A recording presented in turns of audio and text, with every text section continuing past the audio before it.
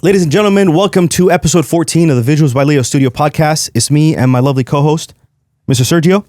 And as always, we're always trying to level up this podcast, bring guests that you would love to learn from, that you can be inspired by, that can really take you and your industry, whatever it is that you do, to the next level. And our two guests today are two moguls, Taha and Modey, the co-founders and CEOs of Pure Branding. These brothers have had some legendary feats in this industry, working with some household names, namely Kanye West, The Game, and Mr. Beast. Welcome, Taha and Modey. Thank you for having us. Yes, sir. It's a pleasure. Thank you for being here, gents. I don't know where to get started with this one, bro. You guys have so many accomplishments in such a short period of time. If we can just, open up our viewers with what it is that Pure does for their clients. So at Pure, we are an all-in-one clothing manufacturing and brand development company. So we're a fusion company between brand development and clothing manufacturing.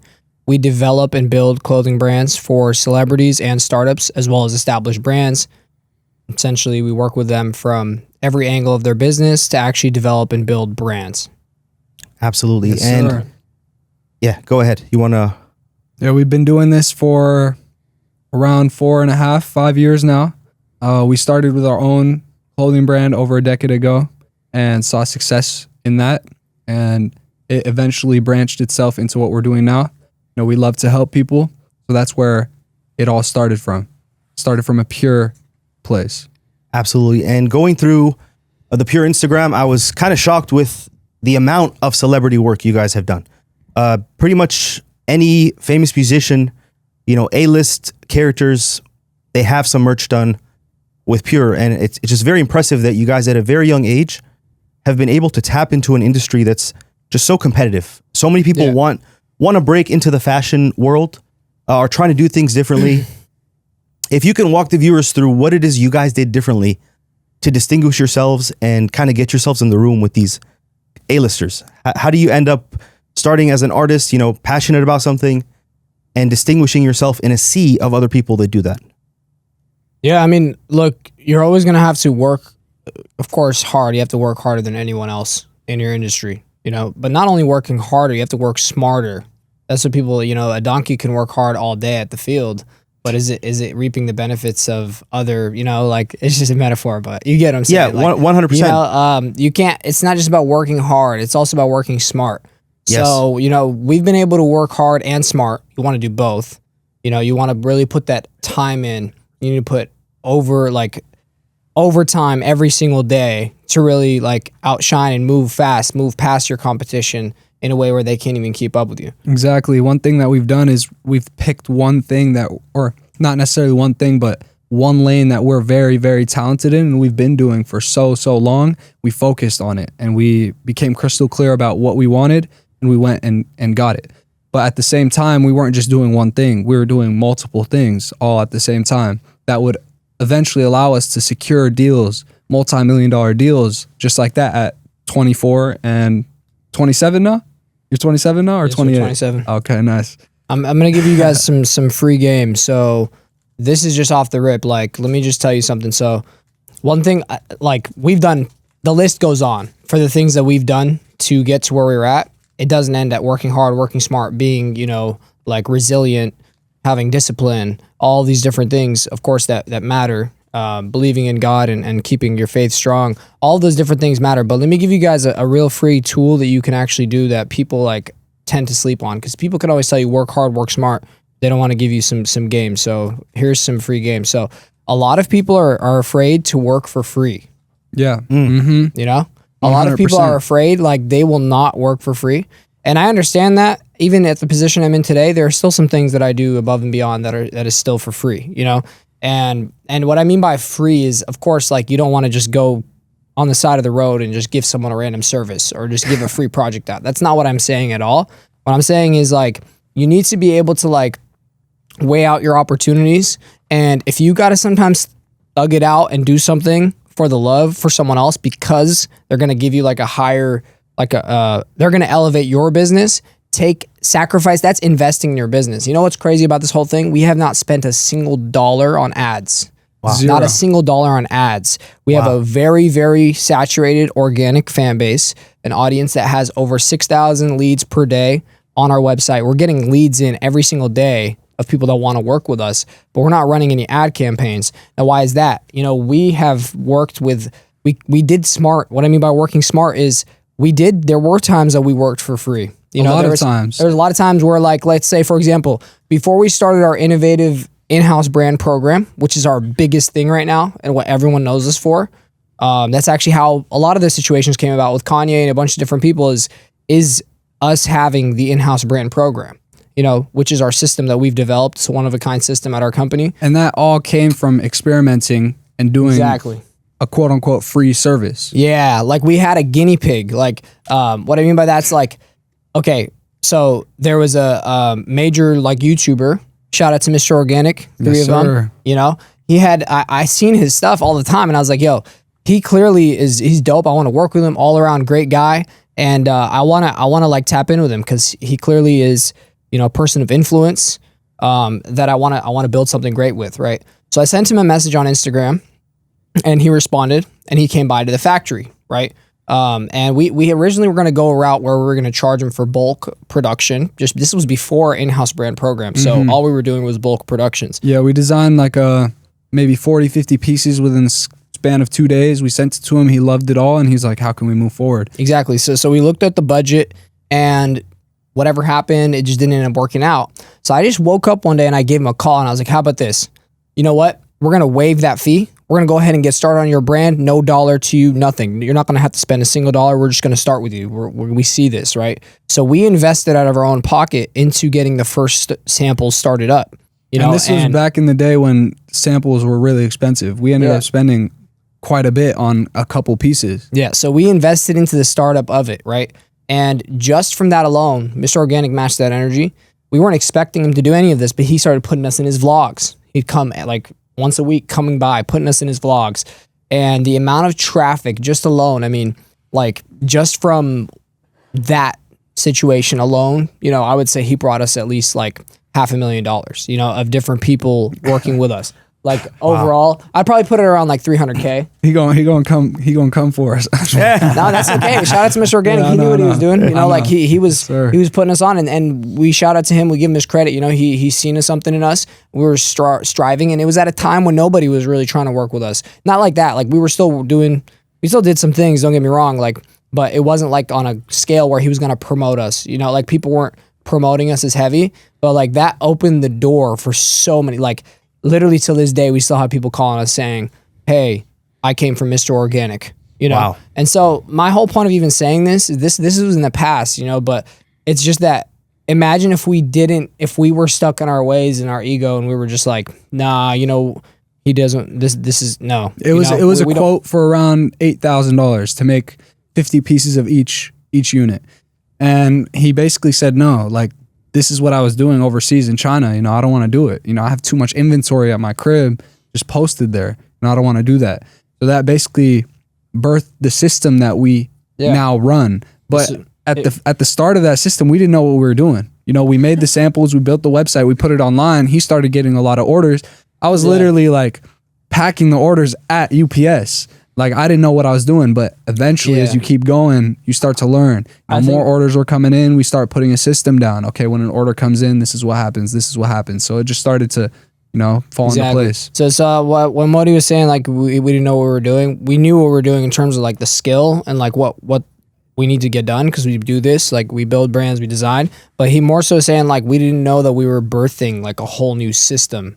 So not only was it a monetary investment that we made, we paid money and we received money in return, a lot of money in return from just taking that first investment. I mean, it's essentially like if you look at stocks, crypto, anything, like you're putting money in and you might not see it for years and then it comes back, right? So it's a similar situation. Some people do it with ads. We did it a whole different way, which brought us a larger return, but it also brought us an investment because it's really the energy behind it, you know? Like it's a leap of faith.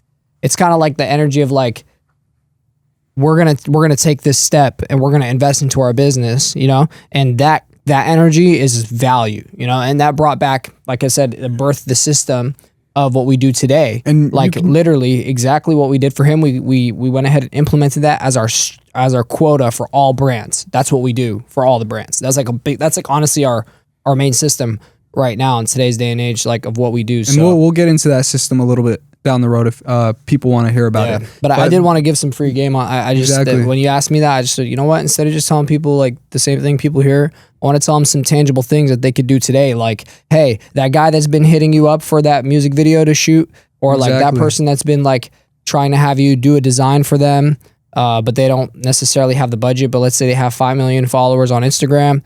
You know, they want you to design a piece of clothing for them or whatever it is, and you're like, nah, they don't want to pay me.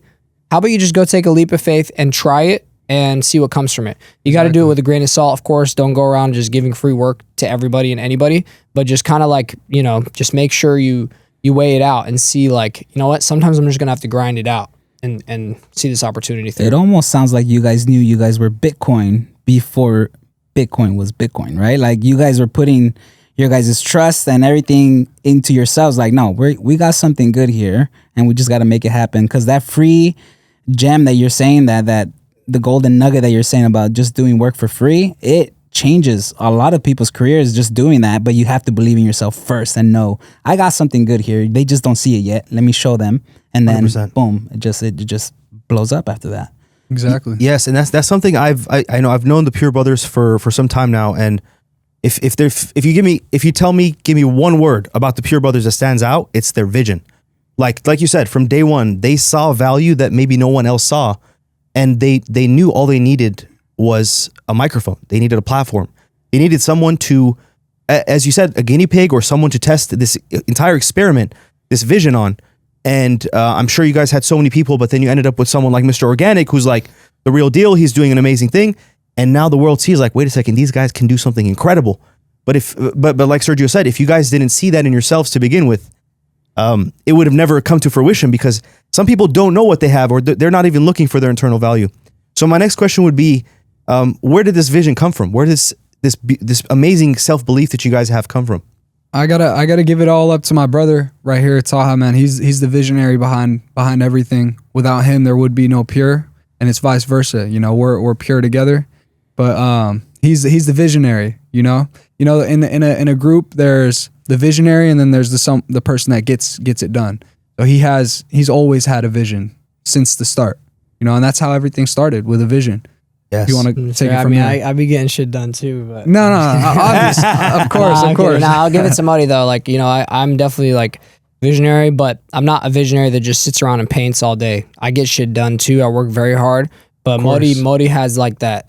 You know, I think he was just born with it. He has like a pair of wheels on his feet. You know, he gonna get stuff, fire under him. Yeah, he gonna get stuff like he's on a different type of time with getting shit done. So shout out to yo, it's Modey, man. 100%. I mean, to answer your question, like, shit, where do we even begin, man? It's like, where did we get the vision? Honestly, I get my visions in my dreams, like, and my daydreams too.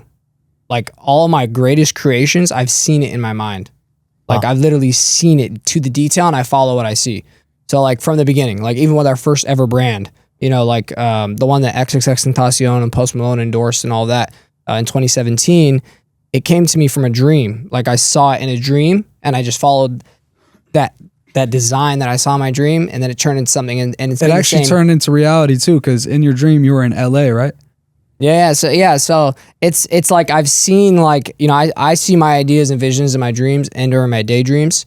You know, like daydreams, like when I'm like just right now, like I could see a vision. You know, so that's like really like where it comes from, and it's about chasing and following and seeing that, because you're seeing it for a reason. Because I believe that those things come from God. You know, I don't believe 100%. That they're just because, you know, and I'm not saying like, oh, I'm like, you know, like I do believe we're chosen to do something great, you know, but I'm not looking like, you know, some people like take it from like, I'm not putting the glory on me. It's all glory to God. You know, God gave us the ability to utilize a power. One of our powers is to visualize, to see, to like create, you know, and 100%. That right there, like people need to take more advantage of it, because it's a power. It's not just an imagination, you know, like you're seeing it for a reason. And when you see it and you really go after it, that's when you like, you know, pave your way and pave your vision. Amen. I love that. Inspiring. Yeah, it's awesome. That's so deep. And I feel like as artists, what imposter syndrome, just this belief that I'm a fraud is a pandemic, bro. Everyone has this internal devil telling them like, are you actually who you think you are? Are you actually legit?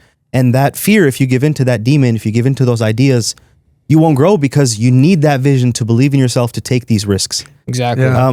One quote that just came up to my mind when you said that is in one of Mr. Organic's vlogs that we did with him. At the end, it was hella funny. Some girl came up to him and was like, "Who do you think you are?" And he said, "I am exactly who you think I am." Like this shit was hella funny. Hey, now for real, man. And I was just saying, like, when I said all that about Mr. Organic, I was just giving you guys the raw story. But shout out to Mr. Organic, man. Real, genuine, humble individual. He's accomplished like so much and done so much greatness for other people, but also for himself. While keeping it pure. He's never smoked, never drank either. You know, like he's a great overall individual, real OG, real stand-up guy. So shout out to Mr. Organic for real.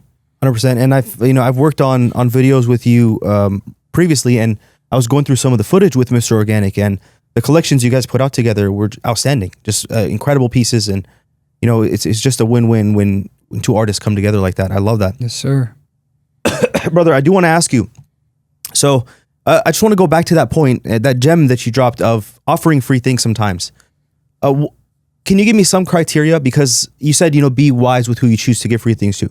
Yeah. Give me 3 things to look out for to indicate that someone qualifies for something free, because some people don't have the wisdom of offering free things to the right people, and they do end up wasting time, energy, resources, and then going back to a 9-to-5 because they made no money. Sure. So what would you say makes someone qualified to be a recipient of a free service? You got to take it with a grain of salt for sure. Like I said, try to put the disclaimer up early. Like, don't go around on the side of the street, or don't go find some random person like, hey, let's shoot today, or 100%. Let's design today, or hey, here, come by the factory. I got you 20 pieces for free. Yeah. That's not gonna pan out for you. 100%. It's I would say like you have to do your research on their level of influence. I would also say like when doing free work, if you're at a stage where you're perfecting your craft and you're doing free work, that's only beneficial for you as well. If back in the day I would be designing just for days on end, not being paid for it, but still I'm designing days on end, learning how to design. Now I'm a genius on my iPad because of all those hours I spent designing. Yes. But if I was like, I'm not going to design unless it's getting paid, I would never learn how to design that fast. I'm like moving things quick now, doing this. I could whip up a whole collection in an hour and have it live for people to purchase in an hour, but I wouldn't have been able to do that if I didn't perfect my craft by doing, of course, every time you do something, it's gonna expand your skill set. But of course, like to answer your question, like in order to decipher that, you really have to just see their level of influence. Level of influence. So, and I'm not let's call it a following. Are we talking numbers? Not necessarily. It doesn't always have to be followers on Instagram, because I've met a lot of people who have a lot of followers on Instagram, and actually their level of influence is very small. Okay, influence is key. So their ability. You can gauge it. Some people through following, you can tell if they have a level of influence just by researching on the social media side. But also just like other things matter as well. Like look into their YouTube, look into their comment section on YouTube, look into their if other people know this person or have talked about this person or want to work with this person, that's already key things. Social proof, making sure that yeah. And then there's also another side of the sword is like some people actually don't have any social influence, but their network and connections are more stronger than social influence. Interesting. So if you know that this guy actually is just low key and doesn't do anything doesn't post, doesn't do anything, but he's with Beyonce every single day, maybe it's worth, you working with that person to get into the door with Beyonce. You know what I'm saying? I would also say, and look, I'm giving the game here because I don't want to sound like a fake person and saying use people for what their value is, but at the end of the day, you have to be, you're an entrepreneur and you have to move with what's smart for your business, And so you find, and yes, it matters, if someone has value versus someone that doesn't have value in what your path, it's not that person's a shitty person, God bless them, but it's also the fact that you are trying to look for your best interest, and you just got to really research the person. You'll find that a lot. There's a lot of low-key billionaires and millionaires in Hollywood and Beverly Hills that don't have social proof, that don't have influence on social media or YouTube or wherever, but you can see their accolades and you can see who they're involved with. And in that situation, I would say do the free work. But if it's someone that's just hey, like I got 10 million followers on TikTok and my Instagram is popping, but like really they don't have an actual influence. Or if it's someone with just 1,000 followers, let's say, and they don't really have an influence, it doesn't mean that that person's not going to be shit. It's just the fact that like right now for you, it's not a smart business decision to do. I would also say free work in a scope could also mean like if someone has paid you for a job, you can go above and beyond without exhausting all your resources. Yeah. Like for instance, if someone paid me for clothing, let's say, okay, cool, they paid for the clothing, but I'll go above and beyond. I'll take videos of the clothing. I'll do some nice content for you. I'll send it to you, you know, so you can have more stuff. And that cherry on top right there might make them want to spend more with you or refer you to another client. Oh yeah, I just did clothing with them. They're going to take care of you to the utmost, you know? Yeah, so absolutely. I love that. That's also how it could work as well. Absolutely. Sergio, how do you feel about free work? Man, I started doing free work. When I picked up a camera, I knew that I didn't have a portfolio. So what did I have to do? I have to find someone that is good looking. That's something that you need as a subject. You find a background that's amazing, and then you just start doing your creative mind and you start, you know, creating a portfolio. Yeah, shout out to all the photographers and videographers out there that are, doing that. They're grinding and doing that. Exactly. Yeah. That's exactly what you need to do to get to the paid shoots. That's why I totally understood when he was saying that, because I did maybe like 3 or 4 wedding films for free while I was assisting my mentor. So I was carrying his gear, and then I was carrying my gear to film this free wedding film, put it all together, and now I have something to showcase for the next client, and then it just got better and better and better. Yeah, but I remember that. At a certain point when you build that up and you're overly booked, no more free work. No more free work. No more free work. Exactly. Unless it's like super worth it, you know? Yes. Then that's because I'm not gonna lie, to negate that, like that's true, but it just like it's like a constant like wire that like you gotta like push through. Like in the beginning, maybe it was wide open, and then it's slowly but surely. Because even to today's day and age, like we're not doing that, but we still have done free work. Right. Yes. Like even now, like even like the first day we linked up with Ye, like we delivered to him like a free sample production, you know, and we did that on purpose because we knew that like what this could open the door to. It could open the door to. Yeah. Even though, you know, you could doubt it. Honestly, in my mind, when we made them, I was like, I'm putting it in my mind, like I'm not expecting anything in return, but the slight possibility that if something does go a different way, that's actually crazy. So even we made those pieces and we didn't expect nothing else from it. We're like, okay, we make these pieces, you know, we'll do this, that, and then be on our way. Next thing you know, he's hitting us up next day. Yeah. So like even till today's day and age, like there's still time and a place. Of course, now the wire is super thin. Like we're probably not going to do free work unless it's like it's piqued our interest. 100%. And that doesn't always mean like from a design perspective, it doesn't always mean like fame, clout, influence, people, notoriety. Sometimes it means it's idea. You know, like if like someone's a genius. Someone that came to me right now that just graduated high school and showed me something that I've never seen, and I'm like, whoa, this is next level shit, I would invest in them. You know, like into their project. Like I'd be like, hey, yeah, come on, let's cook up some samples. You know, so you got to still see that, and that could also, you know, I'm just putting it out there. Like it's not just like I'm looking for like the biggest and the famous and like that, because you got to tap into. Guess what? That also happens to us too. You know, like when we didn't have that, people were like the people that gave us the opportunities could have shut down the door on us. You know, and it's happened multiple times. Reciprocate that too. It's happened multiple times. You know, show an idea to someone. Oh, I can do this by myself. You know, what's the difference between doing this myself? That's happened to me a couple times. At a party, I go up to a celebrity. This was like before, so it's kind of different now. If I did it, it would be a whole different result. But that has happened where you show someone something and they're like, "What is this? Like, what can I do with this?" And close the door in your face. Ouch. You know that. So you just got to take those and run with it.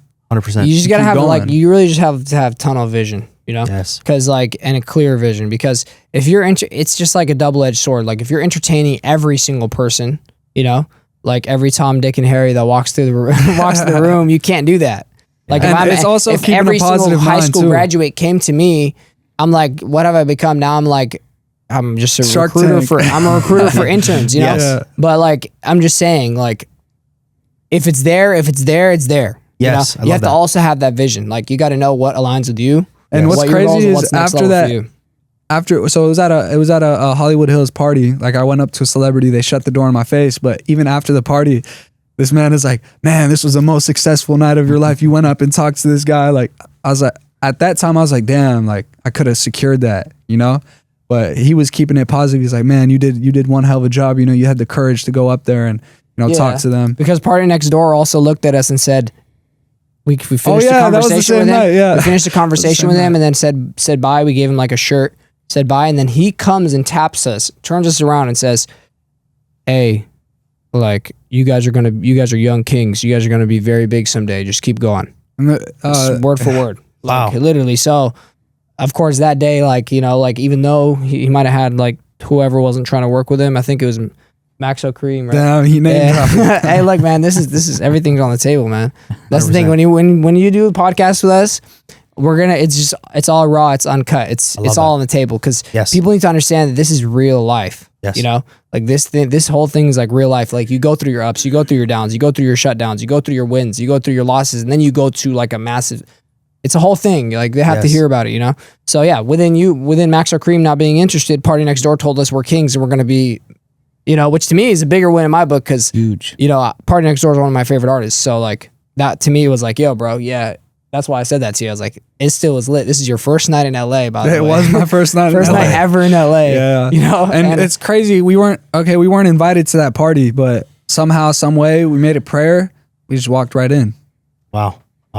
That's how it was, back in the day. You just gotta you had to put go yourself get it, man. in positions You gotta to go win. get it. Yes. I repeat, you must go get it. Yes. We got the address. We pulled up, man.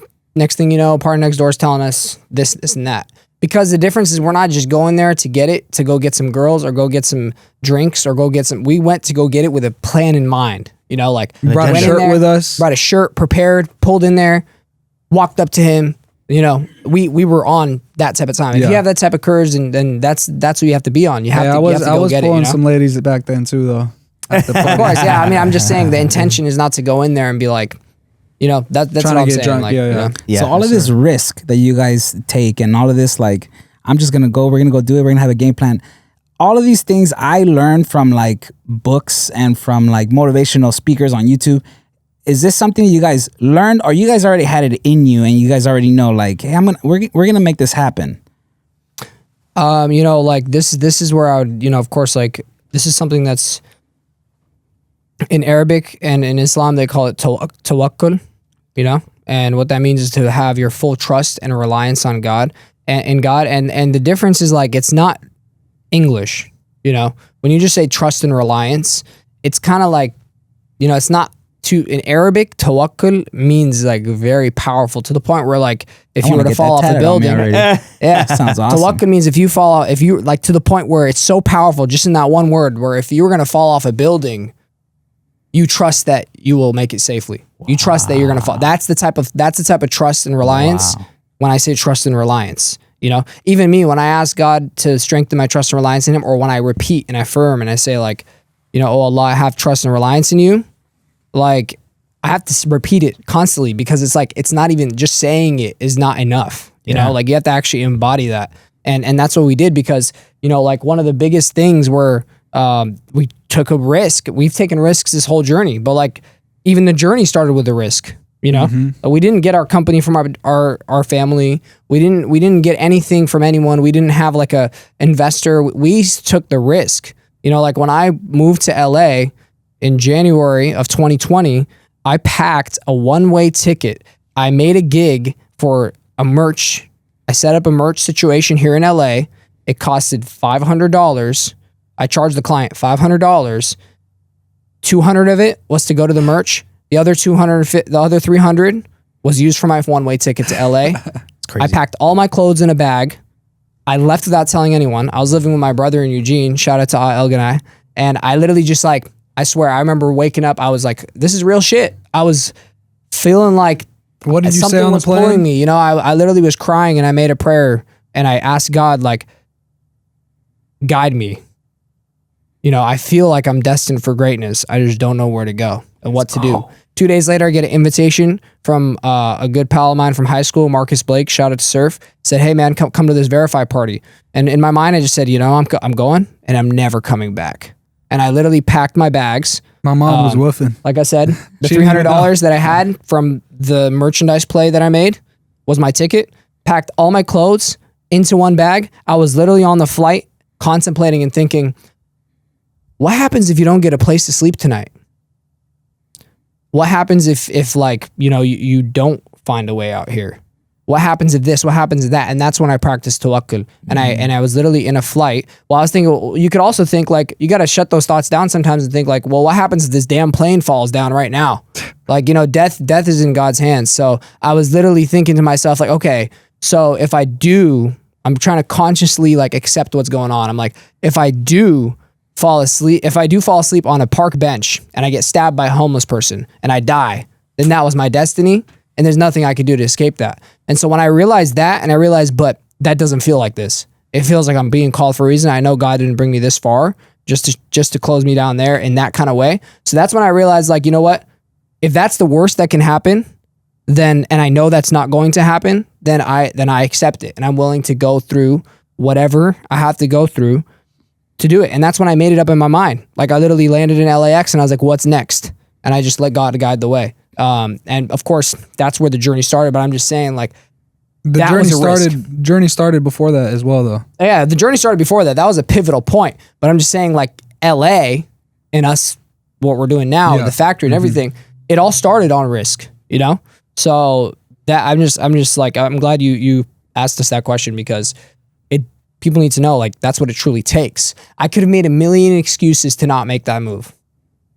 In fact, I had all the right to not make that move, like what was Los Angeles, California? California is a big state. I'm moving there without knowing anyone, not having any family there, all my family, the comfort of my home, left everything just for that. So, yeah, man. Those you mentioned motivational videos at the beginning stage of our development, like our mindset. We would be playing those, like we'd wake up early morning, prayer, Fajr prayer, sunrise prayer, and I would play those in the morning and just knock out work while listening to that. But it's kind of died out now that you have absorbed all that information. Mm-hmm. But that you could listen to those videos and listen to it all you want, but if you're not putting it to action, it's not going to do you any justice. Same with the books. Like everyone has probably read Think and Grow Rich, right?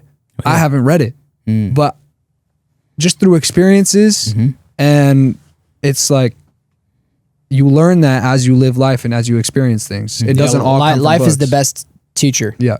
And that's where you got to use your guidance. Yeah. And this is why I like origin stories. I was telling Leo, one of my favorite things is learning the origin story, only because a lot of people see where you are now, and you guys might be at maybe not even at the mountaintop. There's still more to come, right? But they see you up there. And they go, well, damn, like you guys are already up there. I'm already down here. How, like, I can't do that. But the origin story tells me the climb. It tells me how you guys went up there and are still continuing to go up there. And it's just inspirational hearing how you guys are. One thing that I would say as well, just on that point as well, if there is someone that does look at someone like that, like, damn, they're up there, I'm down here. Comparison is your worst enemy. You never want to look at something someone else is doing because that's what God has written for them. Where you are right now is exactly where you were supposed to be. And you seeing them doing their thing is exactly what you're supposed to be seeing at that moment in time. I mean, to touch on that though, like like even though God has that written, what people fail to understand, and like I hear this from like a lot of people that don't even believe in God either, is like it's hard for them to grasp the concept of destiny. But Modey just said like God has it written. You can dictate what God has written for you, if that makes sense. Like you have to think about it like from the point of view of like we're not the creator, we're the creation. So therefore we have a destiny. It's already written, right? But God has given us the tools and the choice to act in our current reality and decide what that destiny is going to be.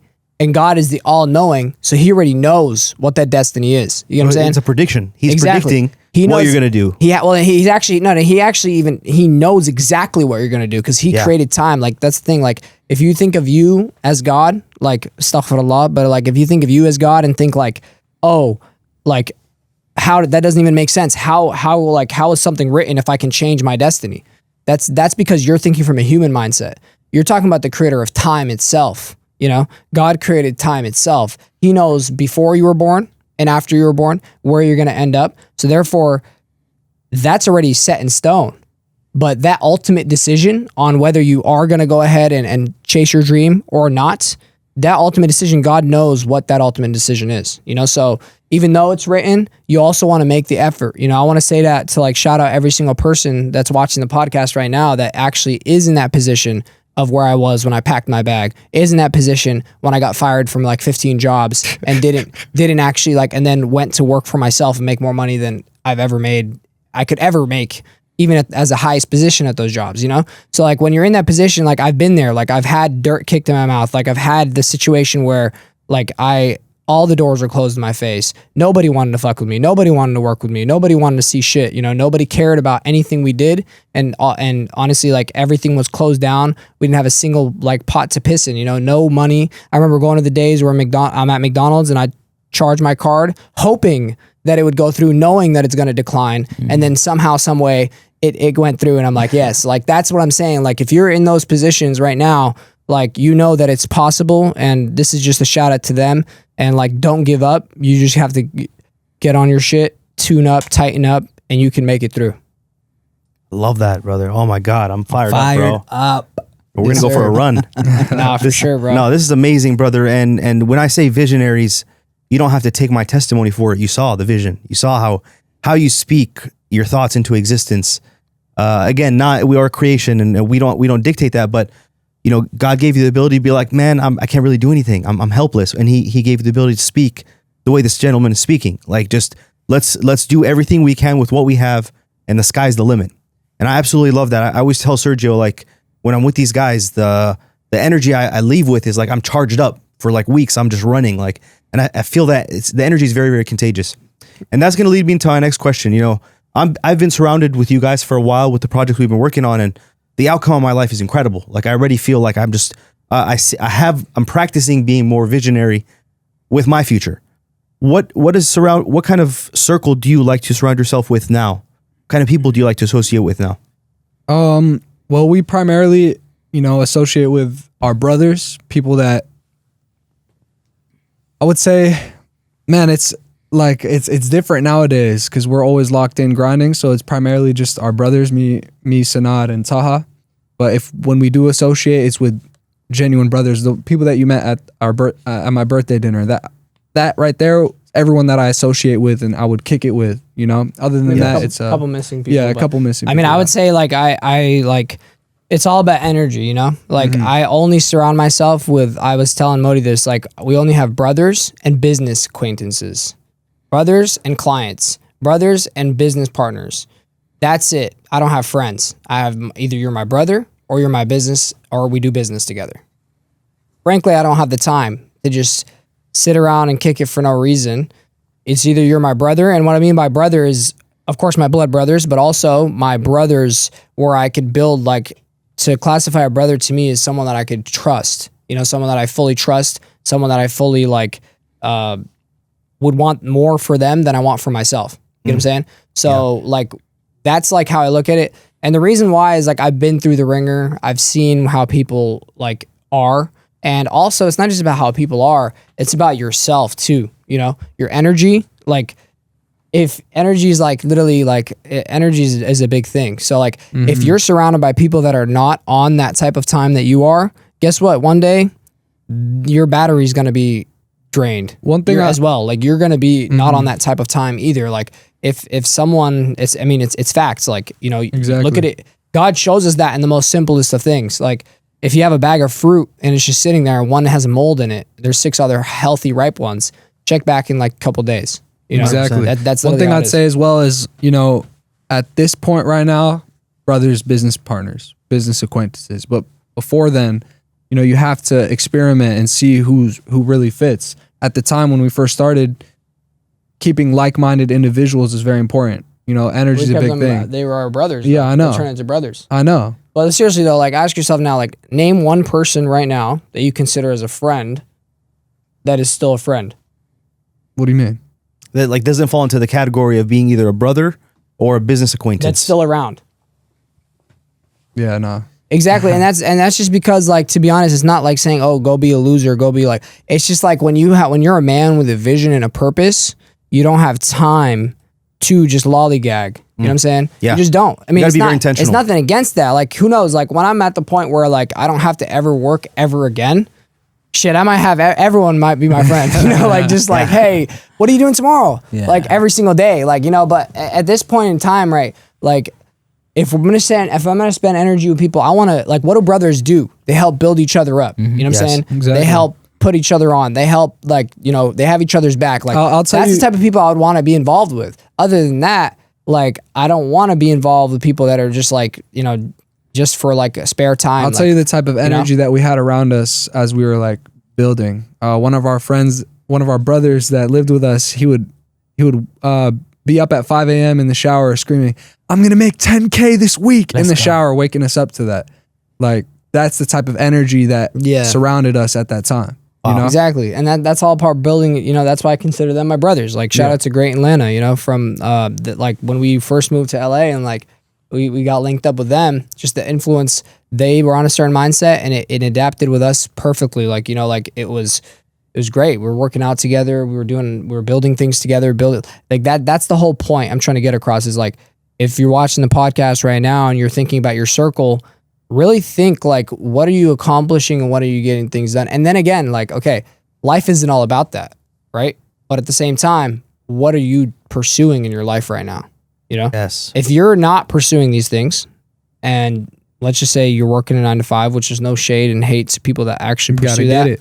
Gotta get it. Then okay, like then it's not a big deal. Then go to the movies with your friends, hang out, have friends, have brothers, do whatever you want to do. But like if you're on this journey of like being an entrepreneur starting from the ground up, you got to know where to put your energy, know where to put your time.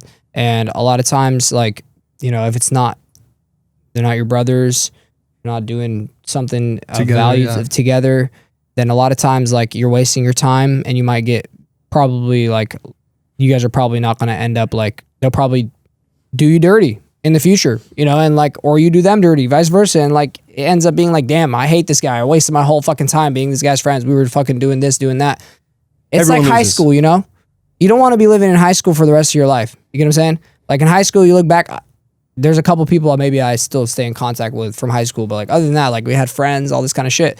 It's like, that was like a complete waste of my life. You know what I'm saying? Yes. So it's just picking your circle, making sure that you have like the right people surrounding you, and if it's you and your own, you're lonesome, man, that's how it's got to be. Yeah. You know what I'm And saying? sometimes God just puts him in front of you. Exactly, I met yeah. Leo maybe about a month ago, and there's something about his energy that every single time I see him, he just gives me that just boost of energy, even though I could be feeling like crap that day. But as soon as I see Leo, it's that boost of energy. And then we were at like a gathering and he wasn't there. He was shooting like a wedding. And then he came super late. But as soon as he came in, I felt like the yin to my yang just showed up. Oh, thank you. And Yes, I was sir. like, let's go. That's my boy right there. that's I nice, introduced him to everybody. It just felt right. And I'm like, And shout out to like And you Leo can for sure. I mean, I don't know you well enough yet. Like, I hope to continue staying in contact Same, with you brother. as well. But like Leo, I'd consider you one of my brothers, man. Like, Exactly. like, of course we do business together, but like I look at it past that. I'm saying like, You like, can just tell when you first meet someone, if they're genuine, pure-hearted individuals that can fit into your life. Yeah. You could just know right off the bat, and we felt that with brother Leo here. Thank you, Yes, bro. sir, Likewise. man. Of course, And bro. I'd love to, for people that are watching, how do you end up with friends like this? Yeah. How did I meet the Pure Brothers, right? So I don't like getting invited to birthday parties. Yeah. And I kind of I dread don't either. Yeah, I dread it because like it's like I just feel like I could be doing something else. Yeah. And no shade on birthday parties if it's your brother, your sibling, but if you're gonna go to every birthday party and you have a circle of 1,000 friends, that's one birthday a day. That's a birthday. You get where the Yeah, math goes with this. exactly. So I was like, all right, I'm gonna go to this birthday party. I'm like, at the very least, I hope I meet someone productive. I have a good conversation. So I go to this birthday party for a common friend named Weg. Shout out Weg. shout out to Weg, Shout man. out to Weg, yeah. And yeah, I go to this birthday and I'm looking around. I'm like, I want to find value, and everyone, has people they're more inclined to meet. And I look in front of a TV and I see a guy just on his laptop, just going crazy, like on a MacBook, when everyone is just, drinking, partying, doing whatever they're doing. And I see someone focused, and just like a magnet, I couldn't hold myself. I was like, brother, what's going on? What are you doing?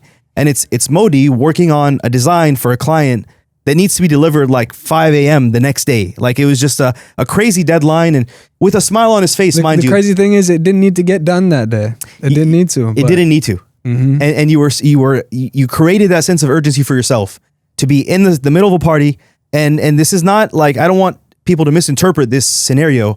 It's not a nerdy experience. It's like he's smiling, he's ready to he's engaging everybody and talking to everybody and socializing. But in the downtime, when you just look around, he's operating, he's doing something. And I immediately was like, brother, what's your Instagram? This is the type of energy that I get attracted to.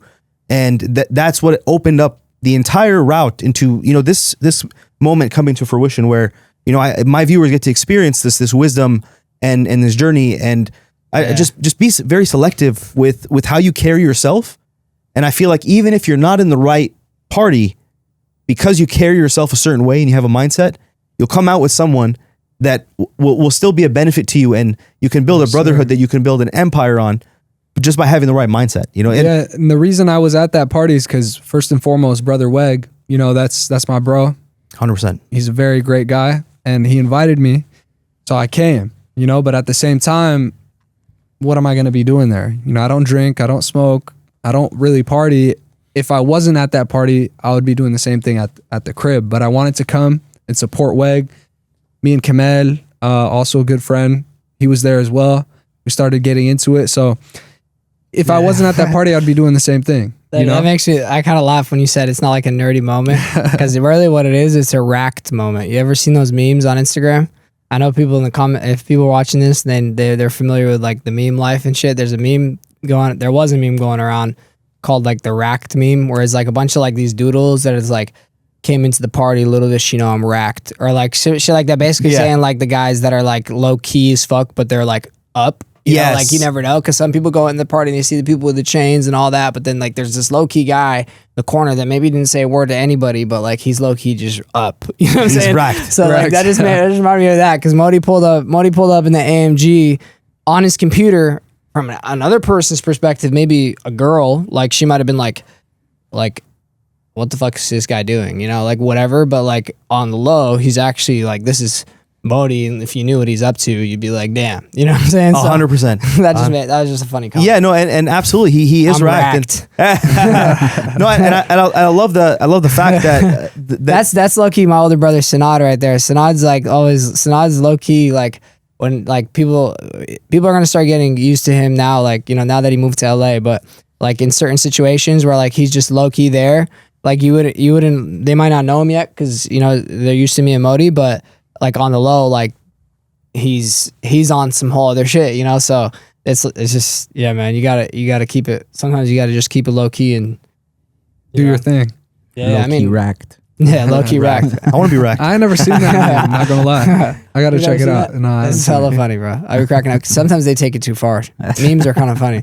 Absolutely. Yeah, brother, that's like, yeah, to me, it's just incredible that I got to meet you guys through that moment, and having the tunnel vision, like you were describing, like, okay, even if you're in a circumstance where you're going to have to waste some time, waste it wisely. At the very least, come out with something. Exactly. And for me, again, cherishing my brother Weg, I want to be there for him, but I wasn't with him the whole time. In the time that I wasn't talking to him, I'm glad that I was able to network with somebody that was very, very, on top of his game, and it led to so many things and so many more things in the future. I want to segue into where you guys have been the past 2 months. Is that an okay topic to explore? Yeah, of course it is. Yeah. Yeah. So the past 2 months, you guys were not in the United States of America. Where were you guys? So we were in Palma de Mallorca, Spain. And what was the project you guys were working on? So we were over there working with Ye on the Yeezy Season 10. Yeezy Season 10. And can I say Kanye West? Is that cool for the people that know? Yeah. Sure, so we're talking Kanye West, guys. Like they were working with Kanye West in Spain, And how I found out, because they're very low key, by the way. Like as open as they are with me, I still don't. They might be doing something tonight, bro. They're racked. They're racked. Exactly. But they're always operating. There's always a big project. There's always like a crazy celebrity they're working with that I'll find out 2 months later. Okay, that's that phone call he took. So what happened was I'm watching the Piers Morgan interview, right? And Piers Morgan gets Kanye West on, and then there's this little altercation, and Kanye West storms off the camera. And it was him and Sneeko, and he goes off camera. As soon as he stands up, a mountain is revealed in the horizon. There's an ocean and there's a mountain. And I was like, oh, interesting, wherever this is, like interesting place they're at. And then Sneeko talks for a bit. Sneeko storms off, so I get a clear view of the background. 2 days later, I see Taha barbecuing on the same background. Wow. And I'm like, wait a second, are Taha and Modey with Kanye West right now? Is this what's happening? and it just, now that like we're working on a documentary piece for them, I'm going down the rabbit hole of the level of productivity and the level of intimacy at which you're working with Kanye West. And my mind is just blown with what they're accomplishing. I do want to, it's such a long backstory, but I want people to kind of to envision themselves on this trip with you guys. How was it after landing into this, into Spain? From Mill Creek to Mallorca. Yeah, I mean, it was definitely a journey, like something I'll never forget. Something I'll tell my kids about, my grandkids about. You know, it was definitely something like out of this world. Like the whole trip, you know, it was absolutely amazing.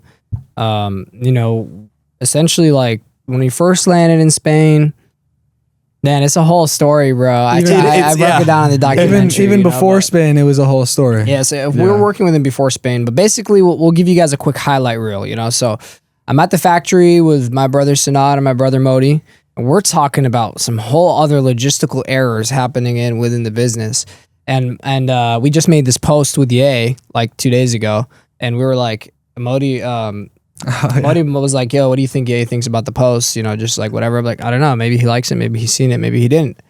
Next thing you know, I'm talking to Modey and I'm like, what did I say? I was like, what if he calls us about the post, or he called, because we figured out Ye was in Spain. I was like, what if he calls us about the post, or what if he calls us like he wants us to come to Spain? Just joking, you know? Yeah. Next thing you know. So we were deciphering like, damn, you think he's going to hit me up because he's seen the post? We're like, nah, probably not. Maybe not. Modey was like, what if he calls and he wants us to come to Spain? And we just like looked and laughed type shit. I swear within like 10 minutes, my phone's getting blown up and my phone's permanently on do not disturb. I only have like a select certain like 100 people that I allow through the filter. And basically like I'm getting a call. Like when you call someone on do not disturb multiple times, it comes up. So I'm like, who is this? So I go to click send message and I was going to click, sorry, I can't talk right now. And when it goes, that showed the preview of the messages. And it was like 3-4 messages from a few days before that said, yo, this Ye checking in. Yo, this Ye. And so I was like, oh shit. So I pick it up, right? And then we start talking and he's like, yeah, I saw the post you guys did. I loved it. I need you in Spain within 24 hours. And so I'm like, oh shit. I look at Modey, look at Sanad. We start, as soon as we got off the call, it was like a 30-minute phone call. We talked about a whole bunch of things. Said, bring your seamstresses, bring everything. We got to run this thing. We got to finalize the collection. So we're in the factory, and next thing we know, I'm looking at Sanad like, damn, bro. We gotta go. We gotta go. Next thing you know, we're on the flight. The whole thing was a journey, right? What I mean by a journey is not like a trip and a journey are two different things. Take a quick trip, smooth sailing. A journey is like struggle your old books. Like what's a journey? Like that's like a whole hero's novel. Journey. You know, it's a whole novel. Like it's a journey. It started from the start. Like we barely made our flight. It was just a mess. Like forgot the passport at the crib. Yeah, all that. And shout out to Sanad. He really had my back the whole time and like was able to like, you know, like he was there like when shit got rough, especially like when we were about to miss our flight. You know, so it was a journey. We get there, we finally get to Spain. And Sanad had just had moved. Yeah, it's crazy how God works, because he had just moved to LA. Exactly. You know, wanting to run things at Pure with us, and within 3 days of him moving here, boom, he's on a flight to Mallorca, Spain. Private. Crazy. It was a key puzzle to your chaos that was happening. Exactly, bro. Exactly. So we get to Spain, first day. We didn't hear anything from Ye just yet. He was probably occupied. We went and explored. This is actually one of the only days I actually got to explore the beautiful island of Mallorca. And we were pretty much calling it a wrap for the night. We head back to the hotel. Next thing you know, we get a text. Need you to come to the villa now from Ye. So we're like, okay, shit. So we go. We drive like an hour and a half. We pull up to the villa. It was just him and Sneeko. We said hello. It was like 3 a.m. Looked over the product, prepared, showed us the workspace we're going to be working for. He said, all right, we'll reconvene tomorrow, 8 a.m. tomorrow. Boom. Next day, we're there at 8 a.m. and we're plotting on turning this massive villa compound. And I'm telling you, like, when we first pulled up to the compound, I was like, this is some movie shit. Yeah. Like, I'm talking, Security, okay, first of all, it's like a long, like, mile drive up into the hill, right? But it's not just any hill. This is the cliff. It's on a cliff of the coast of the Balearic Isles, the northern Mediterranean. And like just right off the cliff, 3 villa compound. I mean, 3 villas all like within like walking distance from each other. First pulled up, there's armed guards. There's like, it's something out of a movie, right? And we pull up, it's just him. He shakes our hand, very genuine guy. Yeah, he's very genuine, very well-rounded, grounded, like down to earth individual. Next day, he shows us the space we're going to be working from. He's like, okay, cool. Let's get it going. So we start looking up nearest places for sewing machines. We start finding things. We go ahead and spend a day gathering supplies, gathering sewing machines. We literally moved out all the furniture from the bottom floor of one of the villas and built out a whole manufacturing floor of all facilities. So the way these villas were set up was one of the villas was all music. So he produces music on the spot. Yeah. Okay. The other villa was all clothing, and the other villa was personal, where he also had communion dinners where we all got to have dinner like on the rooftop with him every night. So basically he would go from waking up, checking out the clothes, diving into music, making a song, coming back, finishing up with the clothes, and then going and spending time with his wife. Like all within like the same day, every single day. So when we got the first villa built, we end up, start getting to work. It was just at that point, just us and like 3 or 4 seamstresses, sewers and designers. And so we start on the first couple pieces, and the next thing, fast forward, like we're having like a 50 people out there, the next day he's like, hey, I have this designer coming out. And yeah, we're going to start ramping up. So let's get more sewing machines and start ramping it up. So we start to ramp up the operation. And basically, next thing you know, like, man, it was just honestly like moving so fast. The whole thing was moving so fast. Like every day there's something new. With Ye, he is like super unpredictable, like in a good way. Like next thing you know, 4 days into it, he's, we've already worked very hard. He's already seen things firsthand, and we were working for months before. So we do like a final fitting with Ye, like of one of the products we made. And this one actually, like, this is when he like, told me like, Taha, I see the brilliance and genius in your eyes, and I want you to officially become the head of production at Yeezy and to take over this whole clothing thing and run it, because I trust you and you can make it happen. So I didn't realize like he was setting up this foundation with me, because the next day he pulls me aside and he said, hey, I'm getting this city. And I'm just like, what does he mean by the city? He's like, just you'll see. You think I'm playing? We hop in these cars. We hop in the Maybach. We all hopped in these different cars and go to tour the city. So there's this place called Pueblo Español, which is like pretty much like a venue, but essentially it's like a theme park, but without rides. It's mainly like a museum theme park. So basically every single building, it's an actual city, like an actual town, like the size of a small town with restaurants, hotels, everything. But all of those buildings that are in there are all like purposely made to replicate a Spanish landmark, famous Spanish landmark.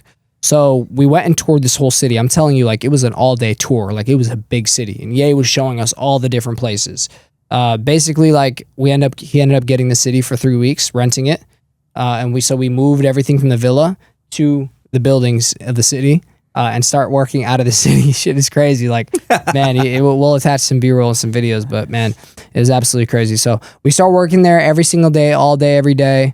And we start expanding. We designed pieces there. We essentially were in charge of running the whole manufacturing operation. So we're mainly focused on the actual operational side and the manufacturing overseas, because now when he made me head of production, I had to situate everything overseas, systemize their fulfillment and operational standpoint.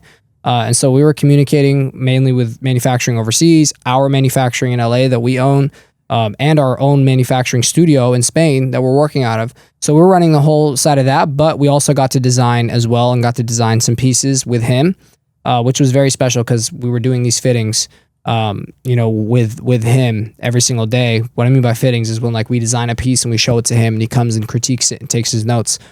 So that part, was definitely a highlight of the whole thing. That was like an everyday thing.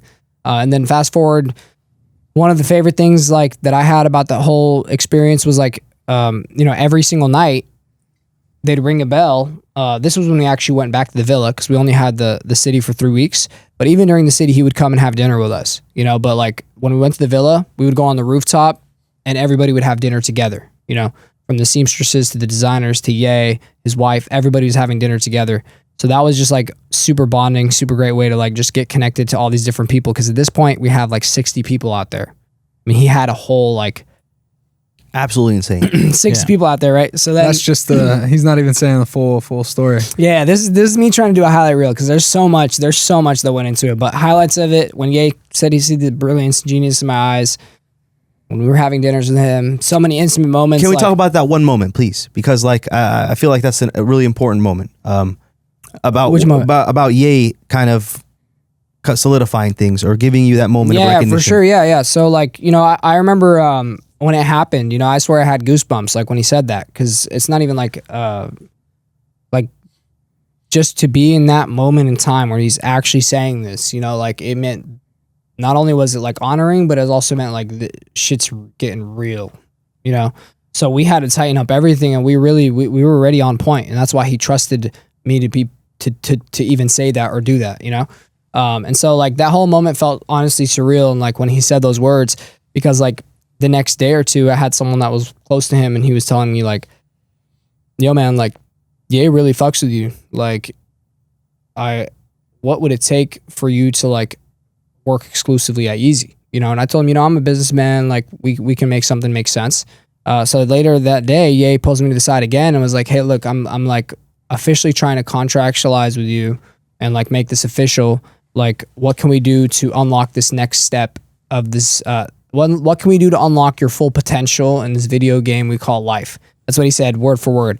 And so we came to like, an agreement and figured something out. But essentially just that right there was such a pivotal moment of everything we're doing, because like just for Ye to recognize that in us, it all comes full circle, because 5 years ago on a random night, maybe it was a weekend night, we're in the war room, the office, he's on his computer and he's creating a document out of nowhere.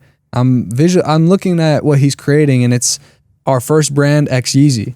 And anybody could look at that and be like, "Oh yeah, haha, you're just making that document just for fun." But he's making that document like firmly believing it. And this was 5 years ago on a random Saturday or Friday night, whatever it was. Next thing you know, that so it all comes full circle. February 2025, we officially started Pure like in collaboration with Yeezy, working together. So that's just a firsthand like dreams come that true. Also ties back to the vision that you were speaking about earlier. Always having that forward vision.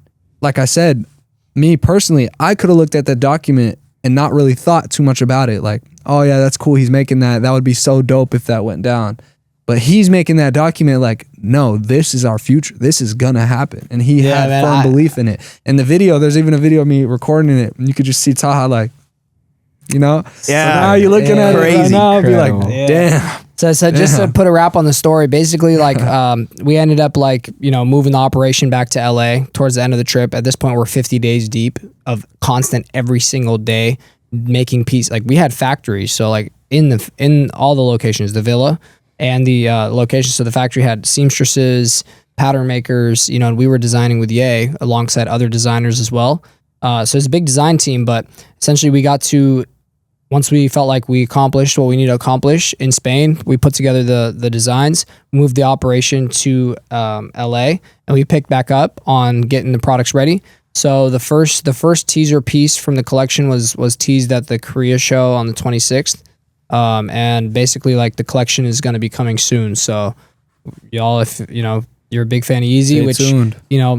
everyone is, regardless of all the controversy or whatever had happened. Just stay tuned, you know. One gem I wanted to add too is Modey, like Modey was saying, how we like put that board up and like, yeah, Pocket Star or Pure X Easy, you know, it's gonna happen. Like this is 5 years ago when we had a long way to go, you know. But I just want to make this clear to everyone that's watching this. I went from not being able to afford a pair of Yeezys and not being able to afford a pair of fake Yeezys, to working directly with Ye and Ye knowing me on a first name basis, and becoming head of Yeezy production. Another so thing your dreams can come true, and they truly can. Yes, sir. Whether that's the end all be all for your dream or not, your dreams can come true. You just got to really work hard at it and put everything forward for it. Another thing I want to add, even before this whole situation with Yeezy and Ye came across, Taha used to tell this story all the time that was very inspirational. At the beginning of our journey, Taha worked full-time dishwashing at a restaurant in our hometown. And during that time, he would tell us, you know, he would be dishwashing all day, every day. And it was Ramadan at the time. So he'd be fasting, dishwashing, washing dishes the whole day and doing it with a smiling face.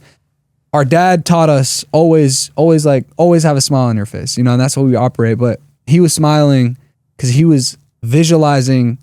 He would tell this to us all the time. He was dishwashing with a smile on his face because he was visualizing Kanye West, wearing our Pocket t-shirt. Wow. He would tell us this before this whole Yeezy thing came across. That's crazy, bro. He told us I had a huge smile on my face because I was visualizing Ye wearing our t-shirt. Fast forward, how many years? That was 2017, right? 2016, 2017. Almost 8 years later. It's bigger than him just wearing the t-shirt. Bigger than him just wearing the t-shirt. Work. Yeah. We're talking taking a big role in the collection, like the Yeezy collection. We're talking damn near, even if you're just looking at it, just Spain. You know, like me and my brothers went out to Spain, living like really large out there, and working with him every single day. You know, it's bigger than just wearing some a nights t-shirt, even crashing at the villa, like just working. We were working every single day, like pretty much on a trip with Ye. You know, like that's crazy. Like, and that's true. Like his story, like literally, like I had become a dishwasher. Not any other artist. Literally, he would tell us before all this stuff happened. Literally, Ye. Like I would visualize Ye wearing the t-shirt. Yeah, like I picked up any old job that I could get to fund my first clothing brand, and that was a dishwashing position at Cafe Neo in the Mill Creek Town Center. And I was literally like washing dishes fasting, right? And all these other people like that were working, my coworkers, like there were some girls working, there's all sorts of people working, and they were looking at me like, what kind of world does this guy live in? Like he thinks he's lit because he's a dishwasher. Because I had my headphones in, my Beats, and I was just listening to music all day long. I'd go and spend time. The only breaks I would take, because I'm fasting, is to go pray and come back to the work. I'd listen to music all day long, and I'm just like smiling, like hype, like listening to music. But I'm like literally what I'm telling you is like I would visualize, like I was visualizing everything. Like I was just visualizing like one of the main key things that I was telling people about at that time was like, yeah, I seen it. Like I seen Ye wearing the Pocket Star tee, you know? Like I people would laugh at that. Like think about it from other employee's perspective. Like they're looking, they probably a server or like some better position than the fucking dishwasher. And shout out to everyone that's washing dishes and getting it how they can to support their family. But I'm like fucking washing the dishes and people are like looking down on me. I felt the energy. They're looking down on me, but really in my mind, I'm thinking about some whole other shit. So I'm not doing this to be a dishwasher. I'm doing this to start my business, right? But I'm literally, like I said, like clearly seeing him wearing the Pocket Star tee, and it just put a smile on my face while I'm working the job. I'll never forget that vision, man. Crazy. Yeah, I love your guys' success because I feel like some businesses, they're designed in a way to hog things from other people, to take things from other people. Your business model, its success is built upon the success of other people. Yeah. And I want you guys to talk about how that happens, because in this day and age, so many people out there have done so much for their dream, so much for their vision, so much for building a community online. And they get to a point where they get the recognition, they get the following, they have this influence, but they're not making any money. Well, I would say, one of our mentors told us this: the more value that you put into the world, the more money you will make. So if you think of some of the highest grossing businesses and organizations, they serve a purpose. Apple serves a purpose. Smartphones, they all bring value into people's lives. So the more value that you bring to people, the more money you will make, essentially. Yes. And can we talk about how someone with a really big following can benefit from Pure? How they can and I'd be saying that all the time. I mean, my wife, she loves watching Love Island. You know? And I'd be telling her, like, she'd be telling me, like, yeah, these people, they're going to be so lit, like that Juan. And I tell her, yeah, they better capitalize on it. I always I just say the real thing. I'm like, yeah, I mean, it might last a couple of years, but I'm not even trying to be like negative, but I just tell her, like, you know, like these people, yeah, they might become super famous for the show. It could be Love Island. It could be anything. It could be going viral on TikTok. So many people are going viral in today's day and age with the algorithm and everything, which is good. On it. It's good. Don't get me wrong. Like, people going viral is good. But it's about capitalizing on it, and that's where a lot of people fail to capitalize. There are so many different ways to capitalize on, you know, on that attention. In today's day and age, attention is like a moneymaker, and that's why all these brands are paying so much money. The number one way to capitalize. Influencers. Yeah, my bad. I wasn't gonna cut you off. We have essentially made a way for them to capitalize. We've made it super crystal clear and smooth for any influencer or anyone with influence to create a funnel to create income. That was the word that I was looking for. The number one way to capitalize from any viral or any little bit of fame or whatever it is, number one way to capitalize is your brand. Yes. Create a brand. If you go viral, if you're going viral, you get famous like overnight. Like, it's never overnight, but I'm just saying, like, let's say a video of yours goes viral, you're getting viral, you get put on let's say tomorrow they put you on the next Iron Man movie. You know what I'm saying? I can see that. Yeah, for real. Like, okay, or like, let's say they put you on a movie and you're like, the people find your moment and it goes viral and like people love it. And I make nothing out of it. Right? Yeah, it's like all that traffic, all these people coming to your page, build a brand. It doesn't have to be clothing. It could be just you as a brand, offer a product or a service that becomes a brand. Yes. You know? Or you being an ambassador for other brands is a brand too. You know, like, what I mean by that is like, okay, you got the viral moment. Now go ahead and make yourself your EPK, make yourself your pitch deck, and start treating yourself as a company and start pitching yourself to Vogue and all these different places, McDonald's for the next commercial, and capitalize. Yes. Capitalize, you know, like absolutely. You need to like really turn it into capital and capitalize what you're doing by creating a brand. And what I mean by brand is, like I said, it doesn't have to be e-commerce, it doesn't have to be fashion. It can be all of the above. It can be fashion, e-commerce, whatever it is. You could sell toothpaste. You know, It doesn't matter. But when you find that moment, you just need to capitalize on a product, but also maybe not a product if you don't want to sell product, or if you don't feel like that's something you can do. Turn yourself into that product. You know, like capitalize. Treat yourself like a business. Take it seriously. Don't just like be like, oh, like I'm a viral sensation now, and I'm just like, now I'm just kind of just doing whatever. Yes. You know, like I'll just post capitalize pictures of myself. You know. Yeah, like capitalize. Find if you can't do it, find a manager. Yes. Find someone that can manage it. You know, 100%. Or if yourself you can do it, which I would recommend. Put yourself together like a business. Start pitching. Start treating it like you have a brand. You have an offering. You have a service to offer. And capitalize on that, because not enough people get that chance. Not a lot of people do get that chance. Yes. So make sure you do capitalize. And that goes for free. The free work that we were talking about earlier as well. Yeah. You know, when I first started up my Instagram, I would hit up clothing brands and just post in their product for free. Just to go out and actually take cool pictures and post it and tag them, you know, off of love. Yeah. Eventually that comes into, they've seen that you've done it for other brands. Another brand that potentially could pay you to post will come and, you know, pay you to post. 100%. And for the viewers watching, not only is this a celebration of you guys and your success, but also this is a win-win for everybody watching this, because with the Pure branding company, if you have a following and maybe even as simple as they laid it out for you, maybe that's too complicated for you, you can reach out to Pure. You can actually reach out to Pure and they will handle this for you. They take over this whole process of creating a clothing brand, creating a design, taking the colors that you're excited about and turning it into a visual piece of art that you can wear, that your fans and your followers can enjoy, that you will make a lot of money out of. And, you know, Pure can facilitate that. Exactly. And that's one thing that I love about your company is that, like, It's not just you guys. When you guys win, everybody's winning on the side because you're building other people's brands. You're making people that have this attention. They worked so hard, blood, sweat, and tears into something, and the clock is ticking. This is not going to last forever. They have their 15 minutes of fame.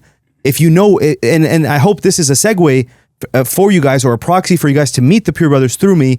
This is your opportunity right here. If you don't know what to do and you have these 15 seconds of fame, reach out to the Pure Brothers, reach out to this company, and they will benefit you in a way that you cannot imagine.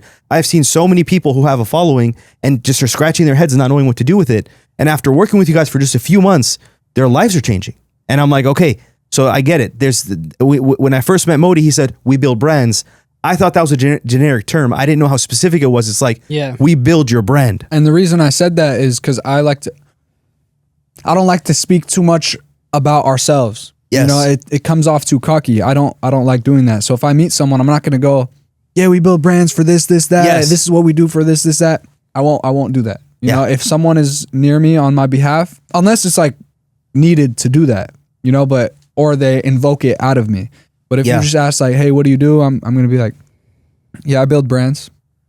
Yeah. And then if they want to ask follow-up questions, that's when I'll answer any follow-up questions. But yeah, we've made it super simple.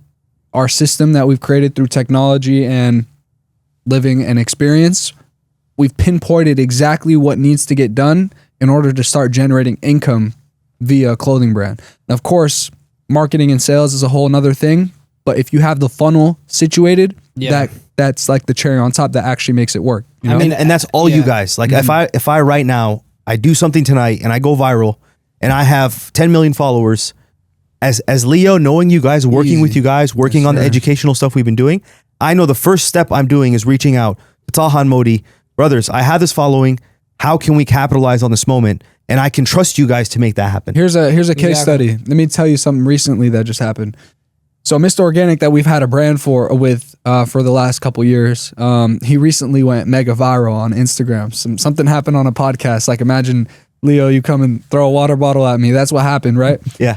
So I was literally working hard all day. And when I get home at night, or actually no, I was at the factory until like maybe 6 a.m. I finally opened my Instagram and I see that he just went mega viral and everyone's commenting on it. It's like getting a lot of views, a lot of likes.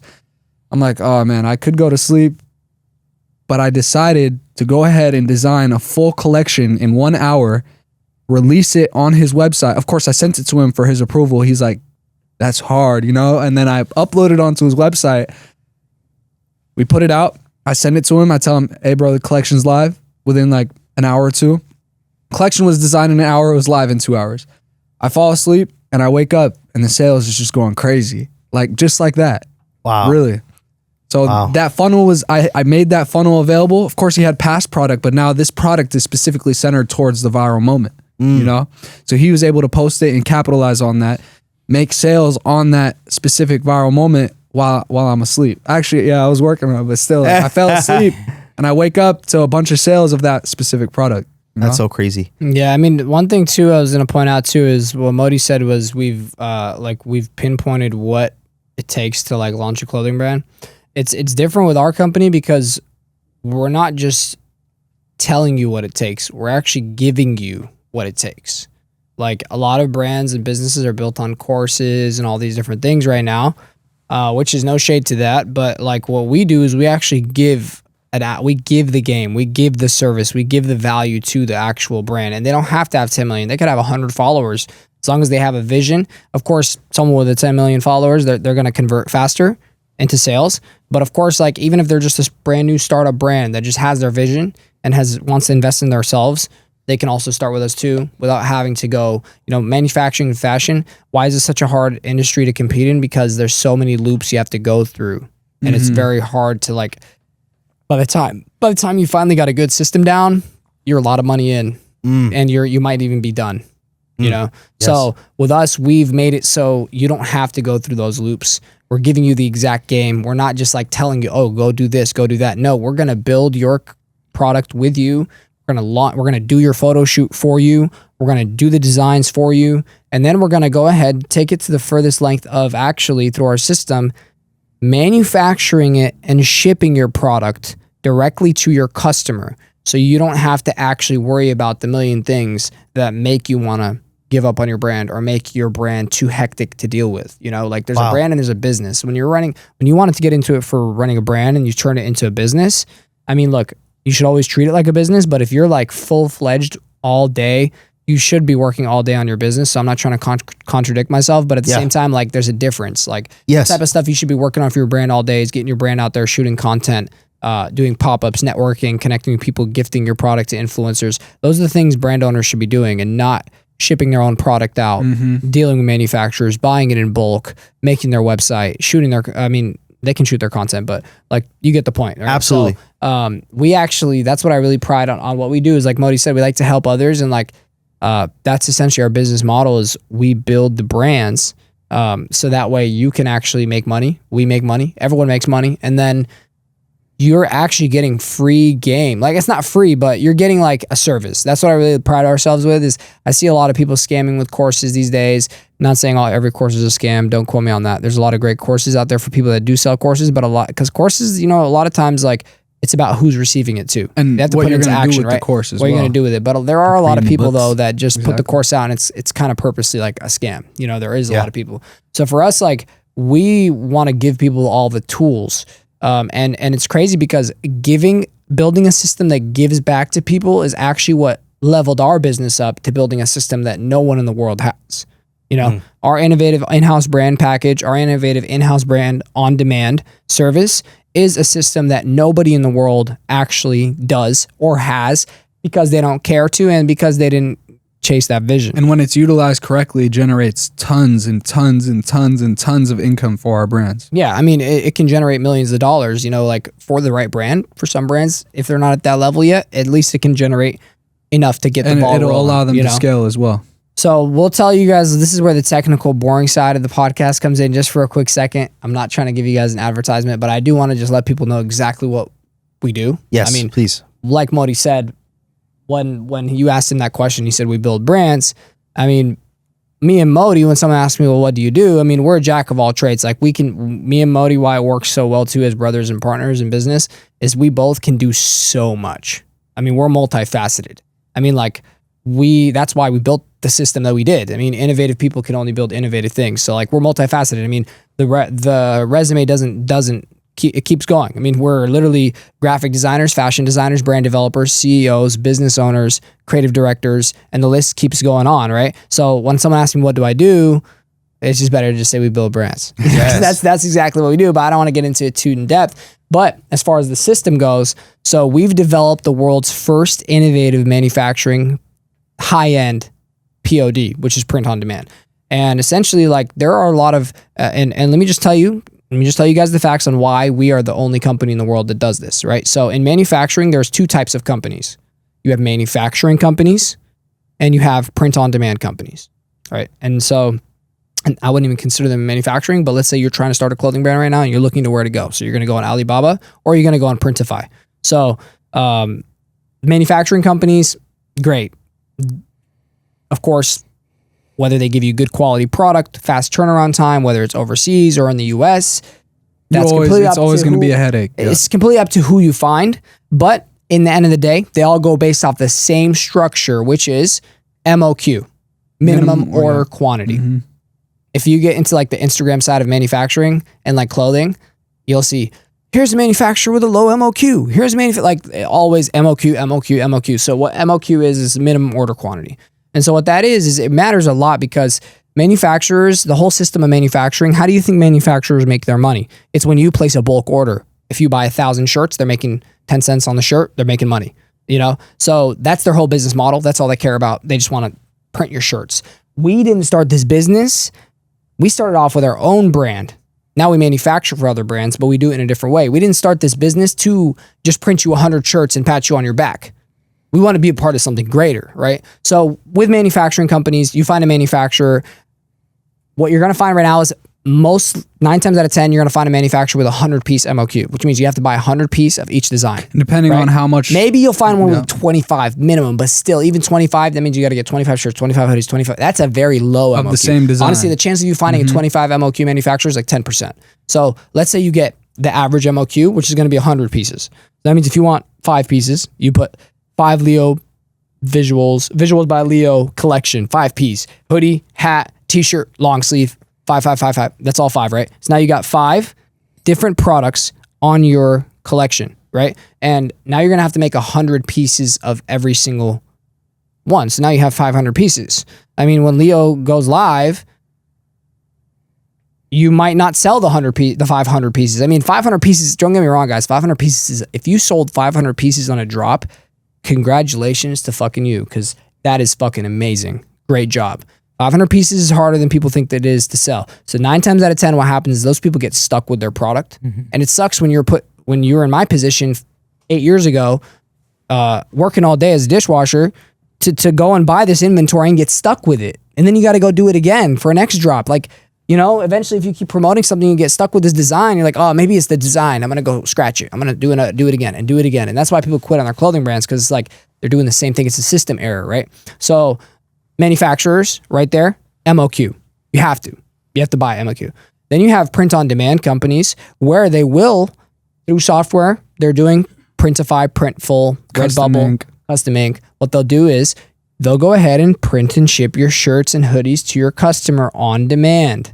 So like no MOQ, no minimum, no order. When the order comes in, they'll make it and ship it to you. Sounds great. Sounds like pure. It's not, right? Because look, this is why I'm just enhancing the point that we actually have something, and it's very rare in business that you have something that nobody's doing, especially in a rampant competitive industry.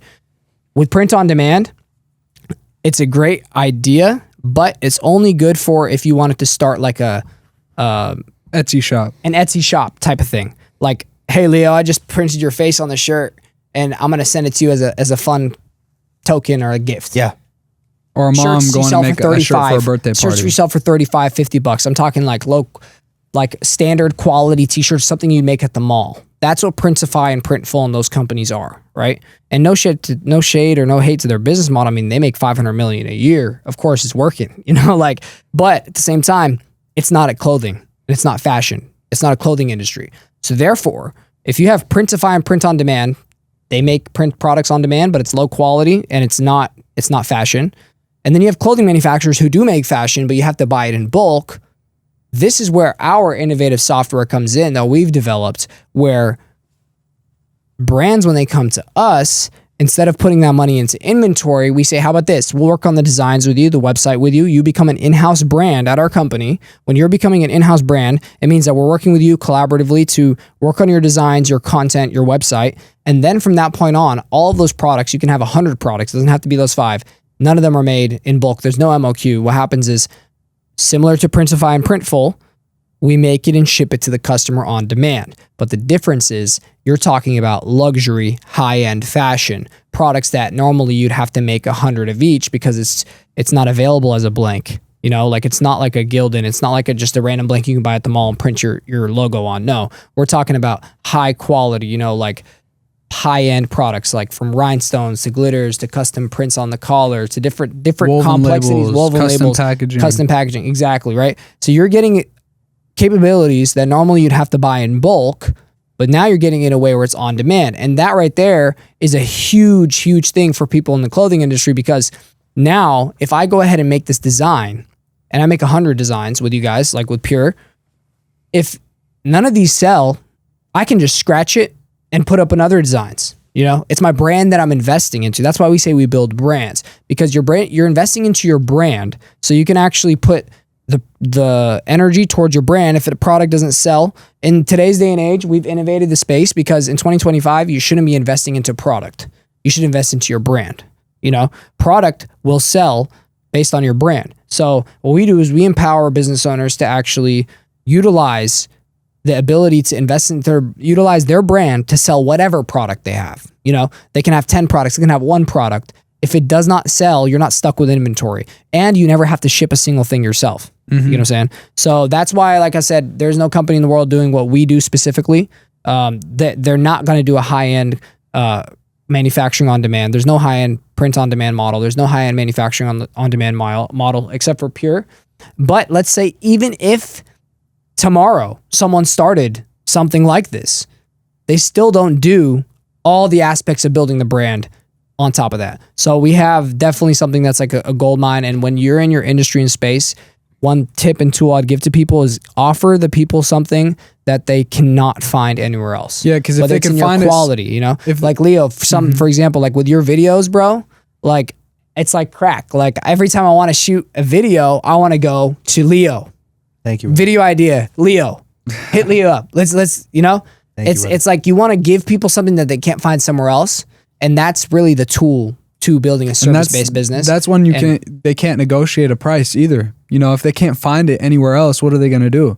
You know, 100%. they're going to have to either pay your price or get something that's not what we offer somewhere else. Yeah, I want a company that has a Modey that is tired, wanting to sleep, but sees an opportunity and creates a whole collection and says, "All right, here you go. This is you know what I Exactly, mean? yeah. That's 100%. value, man. Yeah. 100%. Yeah. Exactly. You know, It's that- sometimes we care about our brands more than they care about their brands, man. It's something that we're like, wow, how can we care about your brand more than you care about your brand? You know, Yeah, brother. Crazy. I love how technical, but at the same time, understandable that was. Like I never understand business talk like that when it comes to products and selling things online. I'm in a whole different industry, but I understand exactly what you just described. And thank you so much for breaking that down. I'm so happy that we got to have this opportunity to talk. I'm so happy for the viewers that understand that there's an opportunity for you guys to pursue. For people out there that if you're very beautiful and you're a model, or you're somebody who has a message to send to the world, or you're really good at basketball at a young, whatever it is that you're doing, if you're starting your own clothing brand and you have the juice, the concentrate of what's required to sell, but you don't have the means to sell, here it is. Here are the means. I've provided to you guys in this podcast. And I thank you so much, guys, for making the time to be here. And there's going to be so many more podcasts just like this. Hopefully in the future, we'll have more yay moments, more Yes, sir. other celebrity moments. And yeah, I just can't wait to see where this goes, guys. What For those time out is it there- now? Go ahead. What time is it? It's 11:15. Oh, PM. man, it's still early. Oh, exactly. I can keep going, man. This is incredible. You wanna run This is, it? Yes, sir. Yeah, let's keep it going. Let's run it. It's up to you guys. Honestly, I'm here. I don't want to push you guys. I just felt like you were concluding, keep it but going. let's go, baby. No. It's up to you guys. Honestly, like So this is the pure experience already. The pure like just the experience. longevity. Like What is this is like, how we. damn, we're over. I'm not gonna lie. I'm not gonna lie or sugarcoat it. I also was like sad that it was over too. I was like, damn. Then let's go. Here go next time. We gotta go next time. No. Let's go. I honestly didn't want How long to. have we been going so far? So we're around an hour and 30, but Oh, really? Oh, damn. I Time didn't flies. realize that, man. Damn, that's crazy. but honestly, brother, I didn't want to exhaust you guys, but me and Sergio have been going all day. Like this is, and what you guys are doing is amazing. So if you guys are excited to stay, I'm more than happy to keep going. How are we feeling? I'm excited. Yeah. I'm down. Yeah. Hell I mean, yeah. I'm down, Sergio, like- you good? Yeah, I'm good. I'm Amazing. good. Yeah. All right. Sorry, guys. Typically Excuse how- Leo. Typically, how long do you guys like? What's like your guys' max? Like We have what's your no guys' max, cap bro. on We have on no cap. podcasts? No cap. No cap. We have Yeah. no max, but the average has been around an hour An from hour. all these other podcasts. Yeah. Okay. Yeah. That's nice. But let's run it, bro. But, yeah. I mean, it's all benefit for us. It's benefit for people watching. Yes, And again, sir. like I'm not exaggerating with my admiration of the Pure brand and the Pure brothers. I hate to make this analogy, bro, but I'm just gonna go ahead and do it. Like a tow truck company, man. Like all mad respect to anybody who owns a tow truck company. You know, you're a business owner. I respect you, but you make money off other people's demise. You make money when people go, oh shit. That's when you make money. Yeah. So yes, you could be successful. Yes, there are tow truck companies that make millions and millions of dollars, but I don't want a company that is making money when people go, oh shit. You know, I want to start a business that makes money when other people grow and sell, and that's what Pure is. That's why I've only recently come to the understanding of what you just described, and I'm like, it's amazing because not only are they successful and they get to celebrate their success, but any time a dollar goes into their account, a dollar went into your account, and isn't that an amazing business model? is. Where you're helping people that don't know how to do something in a way where it's a win-win. So without a doubt, like I want this to keep going because your entire business model is based on benefiting people. It's helping Yeah. people. You know what I mean? Yeah. Thank you, man. Yeah, I appreciate that. Yeah, that's another side of the business that I sometimes tend to underlook. So I appreciate you guys reminding me of that because sometimes I forget about that we're making these people passive income. It's crazy. I'm always thinking about like the next steps and the next movements and the business side of things. So just being reminded of that is always great, you know? Yeah, brother. And I as a filmmaker, I'm working with people my job is to put people out there, and the people that invest into my services, it's not cheap. It's a very technically advanced. There's a lot of equipment that goes into this stuff. It's very expensive. And when I see people that invest themselves and spend the money on the filmmaking and the videos and the interviews and all these cool things, I'm like, dude, I hope they succeed. I hope the money they spent on my service goes in their favor. And you guys being people that target the people who have a following. I'm creating content for social media. I'm creating content for their social media pages to get their word out. I now have a new powerful tool to give them, not just filmmaking. I want to introduce you to this company that's going to change your life. You know what I mean? Yes, sir. So it's just such a cool thing to have. Like I'm so happy that I'm even aware of you guys as a company. And the crazy thing is, we don't promote the system to the public. It's like, if you know, you know, Yeah. and it's all praise to the Most High. We have an abundance of leads coming in every single day, but it's not something that we promote. Yeah, like if you look at our Instagram page on Pure Branding, it's mainly just like recaps, projects. And like if you really do your research and kind of tell, you can kind of tell, wait, hold on, these guys handle your fulfillment, your production, all this stuff. It's like there for you to put the puzzle together, but we're not actually telling you, hey, we're going to make it, ship it, do it like that. And that's just because of our quality control. Like we've tried to keep the quality intact and keep it like via not referral get diluted. based, and we have massive brands under it anyway. So like it's kind of, we don't want it to get too diluted or like lose its flash, but we're going to be entering a pivotal moment in Pure in general. He's going to reveal too much. Well, let them see it. Trust me, bro. We're going to make it available for the I'm public. not. That's something we're working on right now. Bro, I would never reveal too much.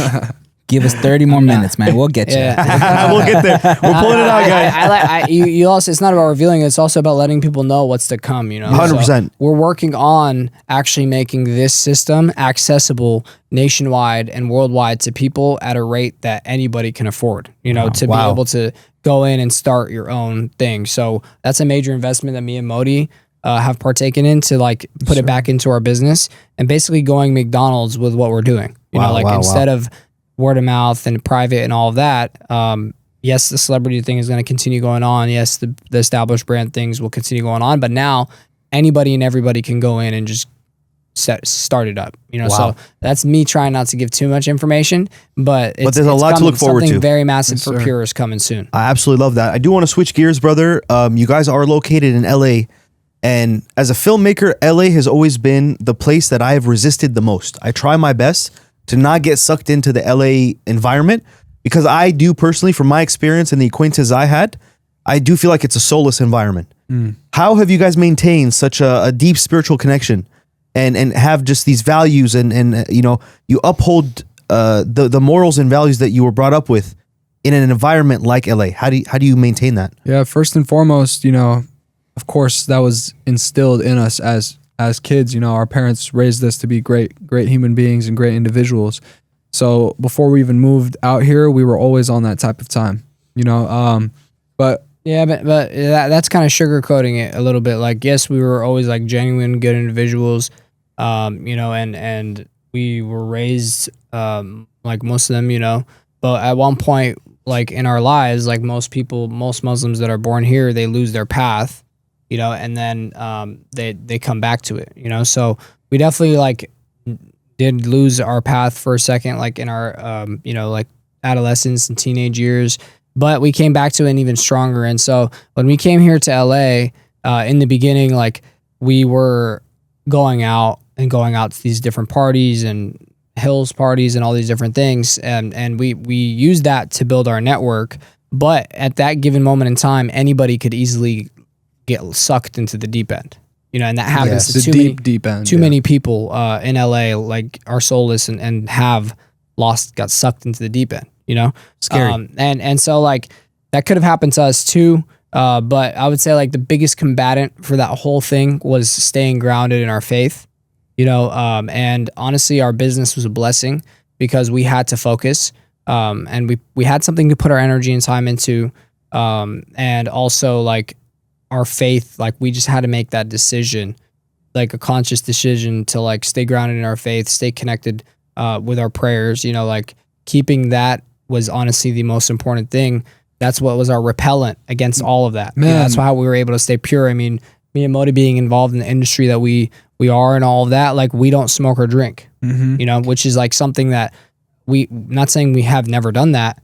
We had to give that up for, you know, for faith reasons and also for reasons of the business too. But just saying like we've been able to stay on that path for 4 years, in the midst of all of this. I'll tell you a working funny with these anecdote. different people and all that. Like we had to keep it. We had to keep that. We did keep that in the midst of all of this. And so like there's a way, you know, just like the same thing with you. As long as you stand on what's important to you, that's how LA can be very beneficial to you. Yes, sir. Yeah, like there would be instances where we would be out at these Hollywood Hill parties, right? We'd be networking. We don't smoke. We don't drink at that time. This specific time that I'm referencing, we'd be out until maybe 4 a.m. at the old Wish crib, Dan Bilzerian's old crib. Huge mansion party. We're out there. We come back, go to sleep at 4 a.m. But before we go to sleep, me and my brother both in different rooms, we play the Holy Quran while we're sleeping. So we keep it playing, we fall asleep. Next thing you know, I wake up 8 hours later or whenever it was, and I see on one of my friend's story, he posted both me and Taha were asleep, and he zooms in on like the recording. He's like, both these guys are playing the same. He doesn't know what it is. Both these guys are playing the same thing while they're sleeping. You know, so that just goes to show like we were at these parties the whole night, and then we'd come home, we'd pray our morning prayer and go to sleep and play the Quran in the background. Instead of, I mean, a lot of the thing is like a lot of like Muslims watching your podcast right now will probably try to roast Modey up for that whole thing right there, just because he's saying like he's at a party and then he's going there. But the difference is like we're not just like when Modey's saying that, like we were at these parties and different things with a business mindset. Like we were there specifically to network and expand our network and connection. You know, we were those guys that were at the party. We weren't drinking, we weren't smoking. We were trying to talk to everyone in the room that had connections that worked to be able to build for what we were doing. So although we were there, we also came, it's not like we lost ourselves, you know, in that. Like we still came back home, we prayed, and we continued our journey. And it didn't just end up like, hey, now you're, you know, like burnt out. Like most people and a lot of people in Hollywood, they come out here, they get caught up in the networking thing, but then eventually it's like mixed with the drinks, mixed with this, mixed with that. They're doing that every weekend, every night, every day, and then they lost their whole way and vision. You know what I'm saying? Thank you for clarifying that as well. I don't want no one to roast me. Yeah. No, I mean, I'm just saying like because unfortunately, like, you know, there's like a lot of people like in our like in that are Muslim too, like they may think of things like in a different way. So I just want to clarify, like, yeah, it's not, you know, it's not what you think it is. It's absolutely. more so. And also honesty is very, very important. Sharing your genuine experience and how you, let's say hypothetically it was a bad experience.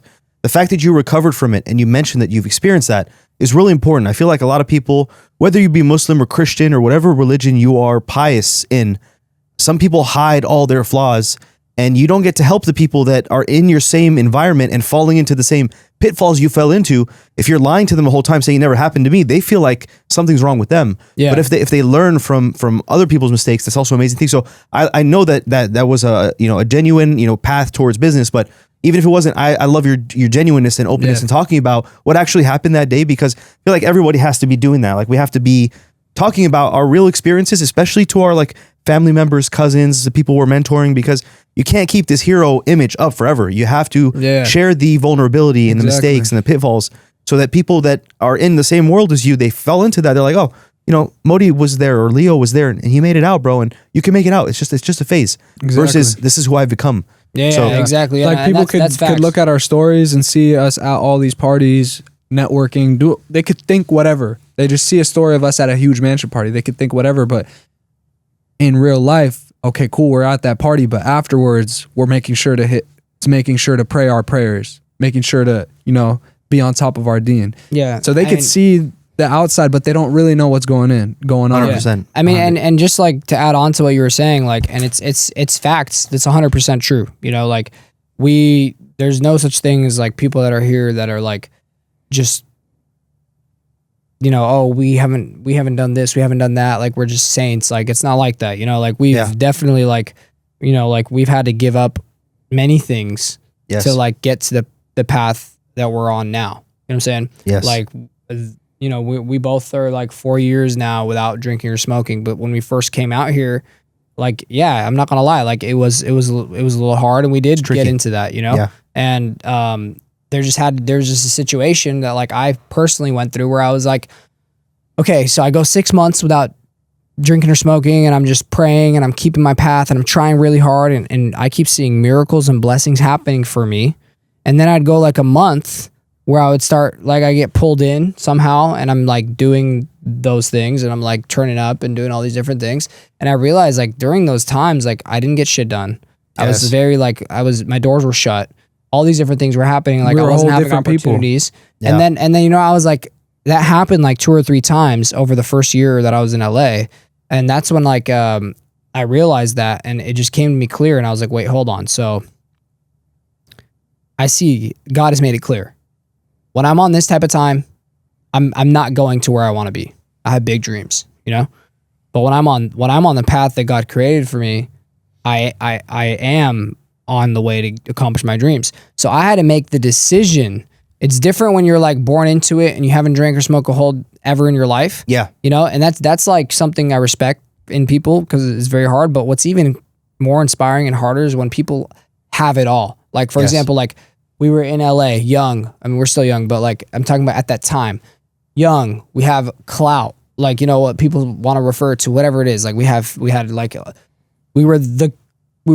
around cool people. Like, we're doing like dope things. Like we were very good looking. We have all the access to do whatever we want to do. And instead we put all that down to focus on God and our business and continue, right? And that's when it's a conscious decision. Yes. There's a lot more energy to it. So we made that conscious decision and we never looked back, you know? So we're 4 years deep without smoking or drinking. And that's something that like we take pride in, because not only was it a conscious effort and decision, but it's something that people go through. And at some point they have to make that decision as well. It's not just us that have to make that decision. You know what I'm saying? Yes. So in that moment in time, I just realized it, and I realized that the reason why was because it's a spiritual thing that's happening. You know, when a lot of people, like, I actually see it often, like when I'm like in a situation, especially like Hollywood or even in like Europe or wherever, like where people are getting, you know, turned up and they like ask me like, oh, you want a drink? I'm like, no.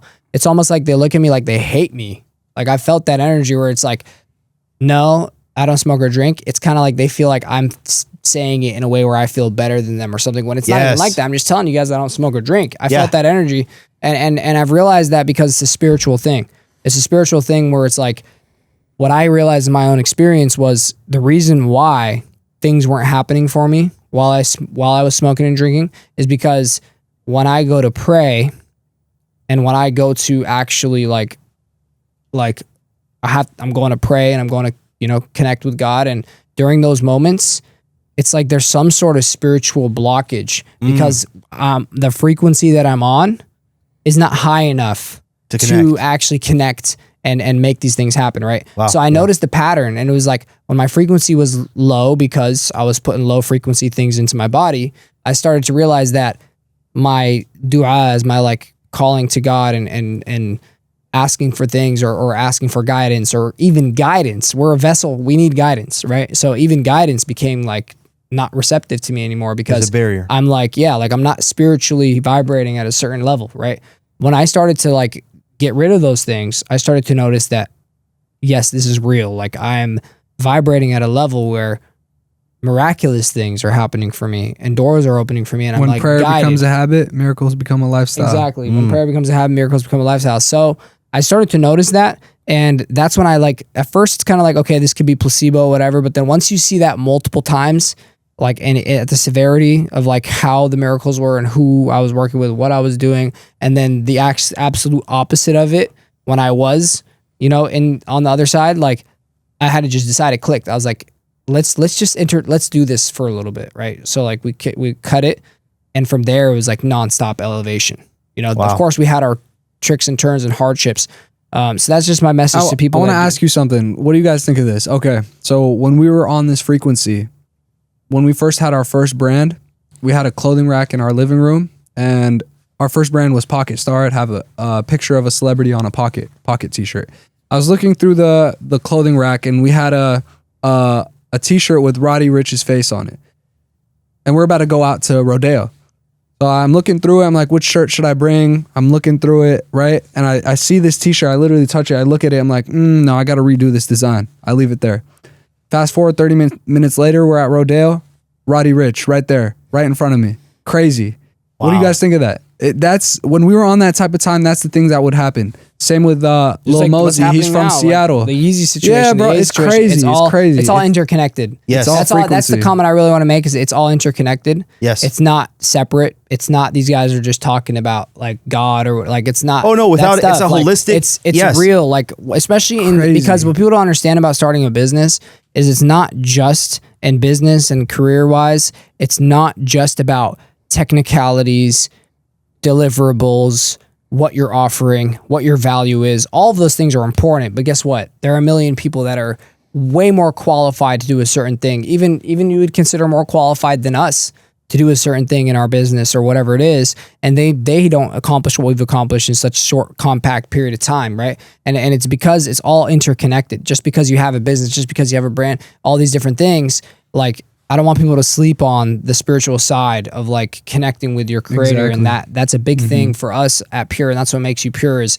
whether you're Christian, Muslim, whatever you believe in is like what you're believing in, as long as you're believing in God and truly working on that relationship with God, and rid yourself from all negative thing. And it's not just smoking or drinking. There's millions of other negative things that you can put into your body. Some people's vices are not smoking and drinking. Some people's vices is like anxiety, negativity, lack of confidence, all these different things that come from the devil, all those things that you put in your mind and your body, it lowers your frequency. But when you do the opposite and you raise your frequency, it is directly interconnected with how much more money you're going to make, how far you're going to go in your business. That is facts. Like it's literally like real. Like 100%. if the direct correlation of like your relationship with your creator does impact. So a lot of the people that are watching right now that are struggling with that, we've been there before too. And I'm telling you right now, when you make that decision and you actually actively work on raising your frequency to be able to connect with your creator, you're going to accomplish so much more and you're going to overall live a better life in this life and the next. Yeah, I think sure, a lot of the people that don't believe would probably just call that luck. What you were, what I mean? What are the chances though? No, I totally understand. Can't What be I'm luck. saying is, no, Especially if it happens a million, like 100 exactly different times, in different 100 scenarios. different yeah, It's what- not like No, definitely not luck. No, I'm not saying it's luck. I'm just saying Yeah, for those people would people, say that. we'll call it luck. But for me, a lot of things is like, you guys are ready. You guys are prepared for something that God is preparing for you, but you don't know what it is, but you're already getting ready. And I feel like a lot of the times people confuse it and they say, God, why can't you just, give me a bag of money? Like, but it's like, you don't even know what to do with that money. If God gave you that money in your lap, Yes. what are you going to do with it? You're not even mentally prepared for that. And a lot of times people do say, God will open doors for you. Oh, okay. Well, how come he doesn't? God will open the doors for you, but he's not going to push you in that door. You have to walk in there and be prepared for whatever That's is on facts. the other side of that door. Exactly. facts. And I feel like that's a lot of the times you guys, everything that you guys are saying, to me, it feels like you guys have been preparing for these things. And it starts you washing dishes and you thinking about Yeezy working for him or him wearing something of your guys' brand. And it's like you guys have been preparing yourselves for that moment. So then when he tells you, I want you to take over this whole collection, I feel like you're not even nervous. I feel like inside of you, you go, this is what I In due time. Feels right. Exactly. Exactly. Let's Feels right. do it. No, You know what I mean? that's 100%. That's facts. Everything that we have gone through as people, God put that in our life to prepare us for what we're to do in the future. For example, I was blessed with a huge sum of cash back in the day. Went and blew it all on jewelry and all this, wearing all this flashy stuff. That prepared me for when even more money is coming in, what not to do. So now that even more money is coming in, that doesn't even happen anymore. Yes. Any experience that Exactly, yeah. happens in your life, it's always, when I look back, every single thing was always a lesson to learn from and apply into my future. Yeah. Exactly. Wow. Yeah. And Every single that's thing. true. Like what you were saying right there is it's very much so like that is, you hit it right on the dot. Like God is, God will open the doors for you. God will make the way for you, but you got to take that effort. You got to put your trust and reliance in him, and you got to make sure you can compete. You know, like you have Exactly. to have your frequency high. You need to be able to compete with that frequency and being able to connect. I mean, if you really think about it from a spiritual point of view, like imagine your body is like a vessel, like a blob of energy. You know what I'm saying? And God is the source. the most, like God is the creator of all things, the universe, everything in its entirety. Who are you to be like, demanding from God when your eyes, your ears, the fact that you can see, breathe, feel, hear is already a blessing that you can never pay God back for. 100%. Who are you to be like, oh, Why didn't God give me Unthankful, this? or like, okay, I'm going to test God. Like, if God's real, I'm going to have $1 million tomorrow. Or like, I'm going to make a new, it's not, you are That's not not the in a dynamic. position Yeah. to demand from your creator. But if as long as you put that effort and put good work and try, he will reward you more than you ever imagine. Like Musa alayhi salam, Prophet Moses, when he shifted the Red Sea for him. He opened the Red Sea for him, but he told him to strike his staff. He built up his whole story to the point where he walked and he did all of those things to go to the point where he is now about to strike the sea. He didn't just sit around and asking God to free his people from what was going on, and that's just like, if you read the scripture, if you read Quran, like you'll see like these stories are all coming at one thing, it's really like when you tighten up that connection, consciousness of God, and you actually put the effort in, there's nothing you can't accomplish. Exactly. Yeah. wow. And people that accomplish greatness, they've all will tell you the same thing. Yeah. Wow. Yeah. What you were saying, like if you ask God to give you $1 million tomorrow, you won't be prepared for that. Everything that you go through in life will prepare you for that moment. So just touching back on what he said. I absolutely love that. I've always said that, like my whole life changed when I stopped asking for more money and started asking for more wisdom on how to handle more money. Ever since I started changing my prayer in that way, things have been more abundance in my life. And now I continue to pray for that because I do also believe $1 million would one day be in my account. Amazing. What Yeah, can I exactly, do bro. with that though? Like, do I know what to do with it? Who knows? But I always continue to pray for more wisdom on to handle more and more money that comes in. Wow. my Wow. life. That's a deep reflection, man. Yeah. I absolutely love that. Brother, I want to get, we went deep. I want to get superficial with this next question. So, you guys are on point with your fashion every single time I see you. And it's always an outfit that I've never seen before. You guys are designers. You guys develop brands. There's no doubt in your capabilities of putting together something that's magnificent. But I really want to know, from your standpoint, what does looking fresh mean to you? I just want to say something. I've always looked at Taha's drip and being like, wow, man, nice. Back in the day, I would look at it and maybe judge, but now that I look back at it, I'm like, okay, yeah, he was putting it on. Even nowadays. When did you judge? I don't know. Back in the first days in LA, I'd be like, bro, why are you wearing that? But now that I look at it, I'm And like, you went oh, full shit. blast with the purple mink and shit. that's true.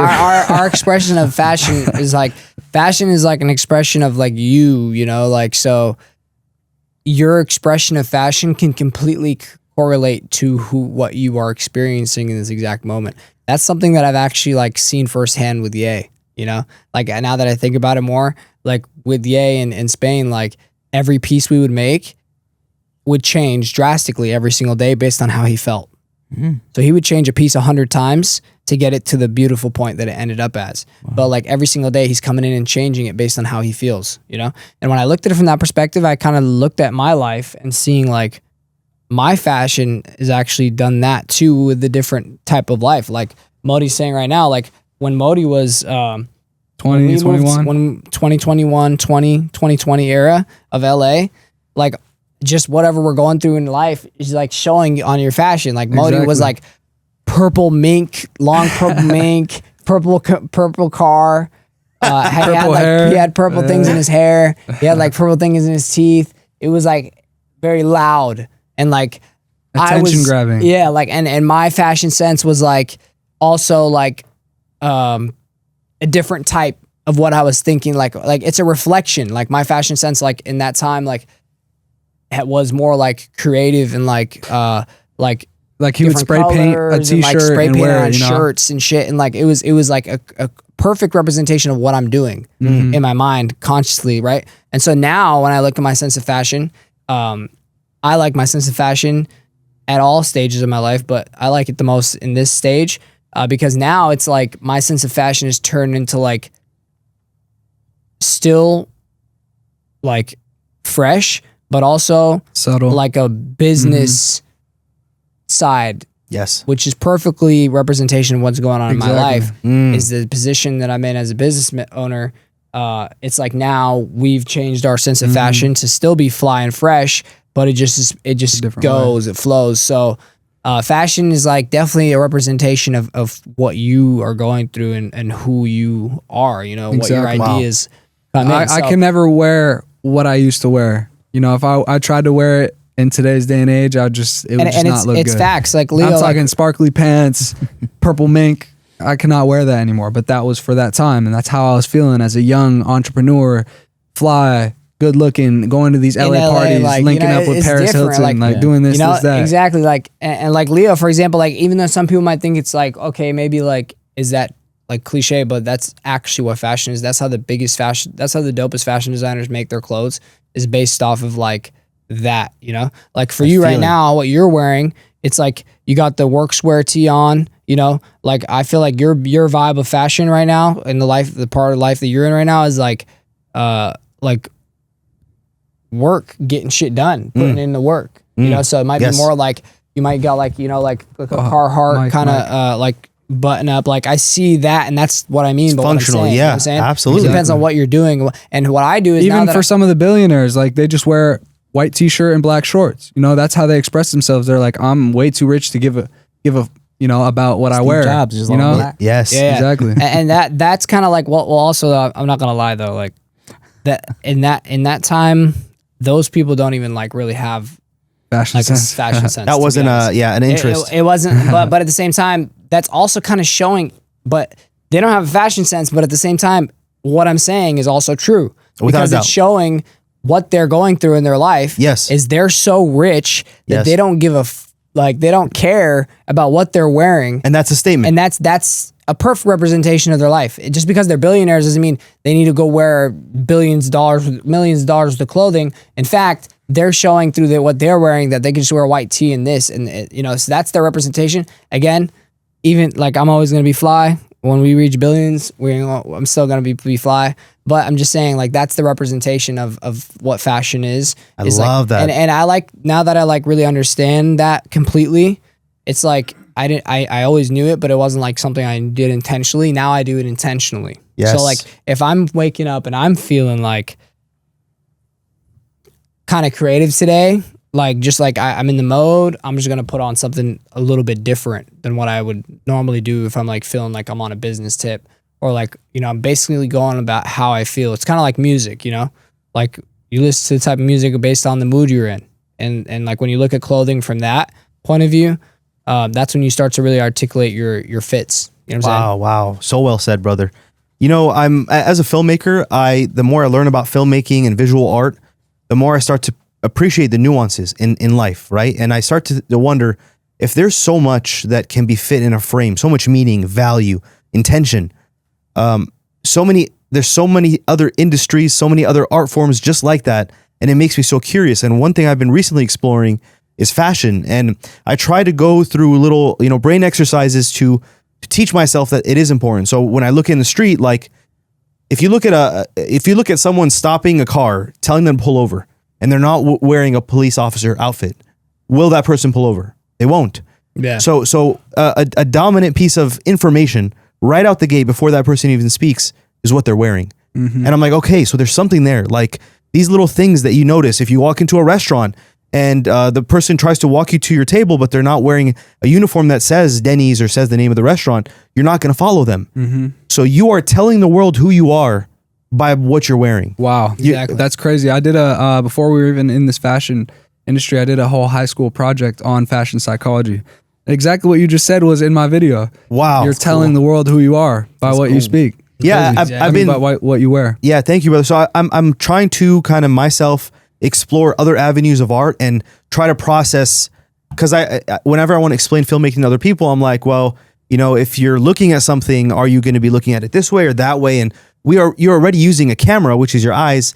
And if every person kind of does little brain exercises, they can start to recognize why it's important to frame things. My question for you guys is, like, in the same way that I explore other avenues of art forms, what is an art form that you guys are exploring or excited to learn more about? Something that you feel like you're maybe intentionally or not intentionally diving into, and just find a little, you know, there's something going on there. I want to learn more about that. Well, I mean, I like to consider myself like, you know, an artist in all ways, you know, like just like mainly from my main tool is design, you know, but also like in the way of like business too, you know, like in an artistic way. So I like to dive into all realms of music, you know, so and art. So like we've been messing around with like, we have been in like the last 3-4 years of like just messing around with music and like, you know, having fun when days get deep and super busy. Like we book a studio and just, you know, make music, like rap stuff just for fun. So it's fun to explore that. You know, we're not like our older brother though. He's a real artist. Like shout out to Taha Elganai, man. Yes, The good stuff. Yes, sir. Yeah. So you guys better check out his album Rebirth, dropping in August. We're gonna be doing a pure collection too for the album. So his music is like amazing. Like, he's mastered the craft. He's been doing this for like 10 plus years of like just producing, development, engineering. Now he's like, you know, a full recording artist as well. So he really does music. For us, we more so do it for fun and just drop it on SoundCloud for shits and giggles. You know, like if you do find our SoundCloud, you can have fun and listen to it. And you know, just tell us what you think. We got our boy Leo on a track too. Like, Yeah, we did. that was fun. That was fun. So, but we just do it all for fun though, you know. But make sure you guys tap in with Sanad on Instagram, Elganai, and check out his music because he's coming with some heat. Yeah, well, Can we just spell that out, please? Because AH and then ELGHANAI. amazing. And, you know, while it's important to stay crystal clear on what you're doing, you know, at a certain point in our journey, you know, I released the song, you know, but I had to step away from it, really get crystal clear about what I wanted out of life. Did I want to be a famous artist or did I want to be a business mogul? I had to go ahead. So I made the decision, removed that song, and I went full-fledged into business.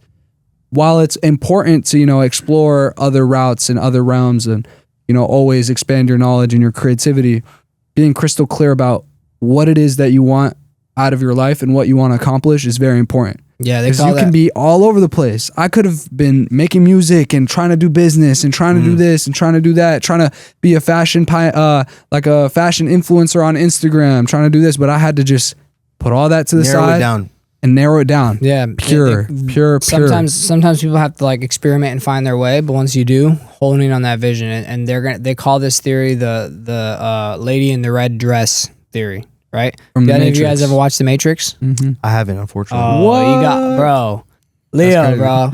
I'm in The Matrix. Watch The Matrix 1, 2, and 3. You're gonna be mind blown, bro. Okay. And it's super fire. Super fire. You watch The Matrix? Oh yeah. Okay, so the lady in the red dress theory, right? So in The Matrix, basically, I'm not gonna spoil the full movie for you, but essentially, the reality that we live in right now in the movie is like not actually reality.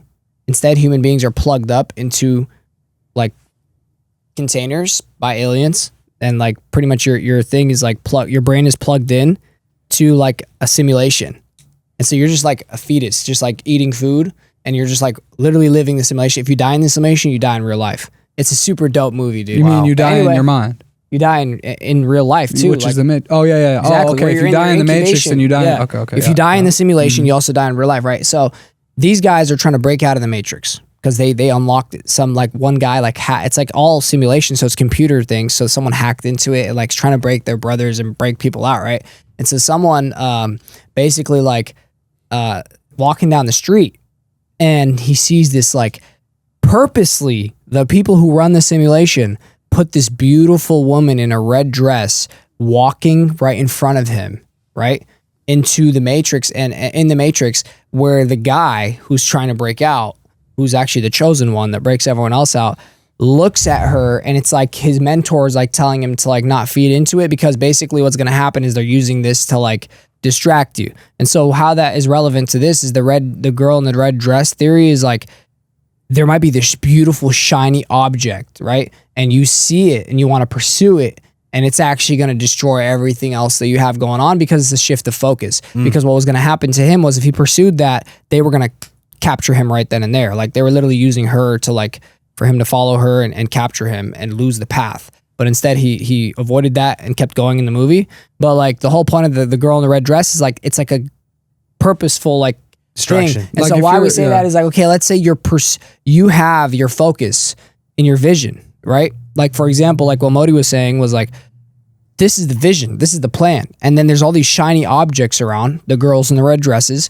Like, for example, music. Like, he's like, oh, I see this artist. I doing this, sound you know? fire. Like, I made some fire songs. Like, if he was to pursue and dive deep into that, that's the girl in the red dress for him, because now he's going to dive deep into something else. And it's like, now his vision, now he's lost the track of the vision. It's the same thing with other things. That girl in the red dress can be anything. It can be partying. It could be drinking. It could be music. It could be a different form of business. It could be whatever. It's just a distraction, right? It's a good word to say.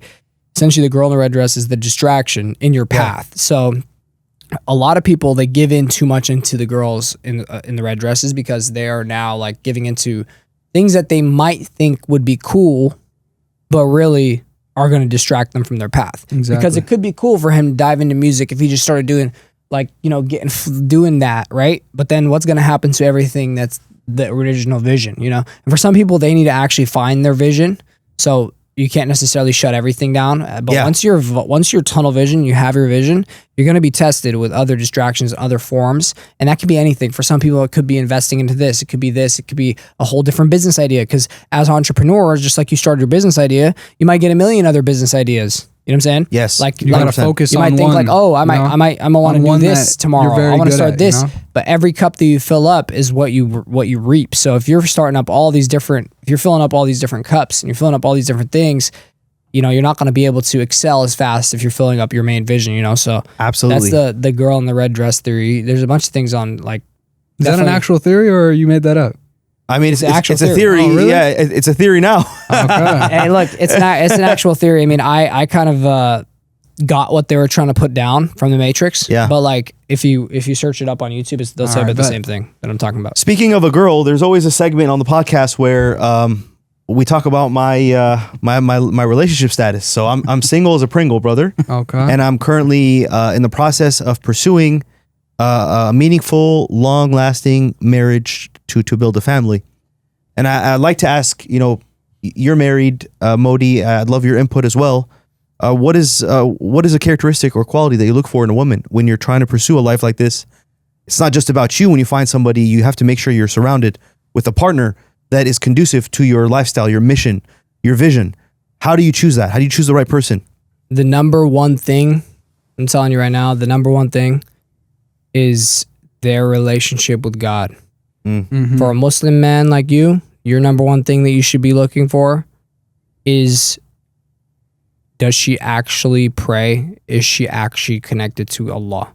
As a Christian man, you should also be looking for, I'm not sure about your relationship status, but I'm just saying like someone He's that is chilling. Yeah, but, actively yeah. actually practicing the Bible and the scripture and what they do. Committed to right? their values. It's not just about values though, it's God. God, okay. You got to say it Point blank. Make sure we're blunt. clear about. Okay, You gotta say yes, it yes. blunt. Values is the number one thing. Those are all Connected. cherries on top. But Yeah. values you can always fix. Yes. You know what I'm saying? If you meet someone that like grew up in a different environment from you, a completely different culture, they may not have the same values as you. Yes. You get what I'm saying? Like 100%. like us as like Middle Eastern Muslim men, like we have many values, family oriented values, cultural, Absolutely. traditional, so many things. Yeah. And like you meet someone from this society, at first those might be red flags for you because like they don't have the same values.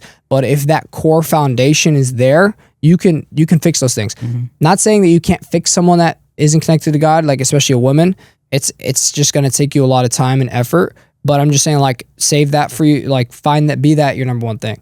Like, Love of that. course, like, don't get me wrong, we're all visual creatures, you know, Muslim, we're men, we're visual creatures. So if she's connected, if she actively is connected, like, and is practicing Muslim, right, and is beautiful, and she has a red dress, is a cherry on top. beautiful, connected to Allah, and has the values that you're looking for, like family values, wife that thing up, man. Yes, sir. Done. Yeah, I don't know. And mashallah, bro, you're a good looking man. Thank you, You'll be bro. able to find one soon, bro. Like, Mashallah. come on, that's I don't know if you guys know, but I'm actually married as well. I'm married to the game. Oh, okay. No, but it That's all cool, depends man. on it depends on the stage you're at in your life. You know, Yeah. if I was to find a woman right now, and I'm building, you know, I'm just speaking generally. For most women, they want their man to provide for them and take care of the family. So at this stage of my life, I don't have the time to allocate towards that. You know, I'm all in on my vision. Sooner or later, I'll be able to, right?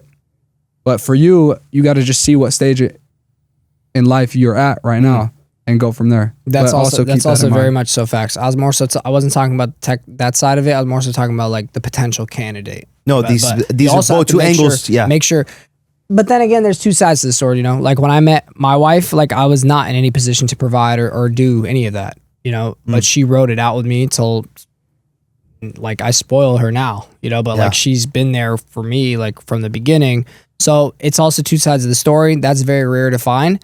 But like sometimes you can find that woman that like will actually ride with you from where you're at right now and build something and be there for you to help you build something till the point where you get where you are the full provider and all of that. You know what I'm saying? So it really just depends. Sometimes you don't want to get yourself too caught in when like you're just building yourself up or you're building your thing. But I was just talking about the candidate, you know, overall. Like definitely like I was saying, like if she hits those three things, man, like I would go for it because it's definitely Where hard. would Like you it say? does matter, bro. Where would It you say you matters. can find a woman like that? So I'm actually doing the Muslim apps right now. Yeah. That's where I am because like I'm working all the time. I really don't have time to mingle. I do film weddings here and there, so there's a potential exposure, but it's nowhere near the level of point blankness of an app. Like this level of religiosity. I showed it to my friend Ian, right? Yeah. Ian's Christian. And he's like, dude, that's so freaking deep. Like, why do you have to make it so? specific. Yeah, he's That's like, what is dope. this? And I was like, bro, that's just how it is. But yeah, I'm using this an app called Salams, an app called Okay. Muz. Like, there's a few apps that I've been Nice. using. I'm so picky, dude. So it's kind of a challenge. But The app is specifically for like if you're looking to, you know, for what you're looking for. Muslim marriage. Yeah. So yeah, there's a whole variety. You can select what kind of ethnic background. You can the height. You can have wow. the where That's the super specific. age demographic, where they're located. It's insane. It's insane. That's but crazy. but how amazing is that for someone like me, like a middle-aged man? I don't want to waste any time. Yeah. Let's cut to the chase, guys. Like, you know what I mean? So Exactly. it's very helpful in that. You ever asked any friends to set you up? They have. It just doesn't that work? doesn't work out, bro. I'm very, very picky. That's the thing. I'm very picky. I think what's amazing about these apps is number one, the intention for marriage is upfront because you wouldn't do this whole thing with apps, and this whole thing of using an app was always something I would shy away from. I always was excited about having a story, like a journey. Yeah. Like we met somewhere, this thing happened, a conflict occurred and it unraveled, and maybe her parents didn't like me, but I like having a story. Yeah.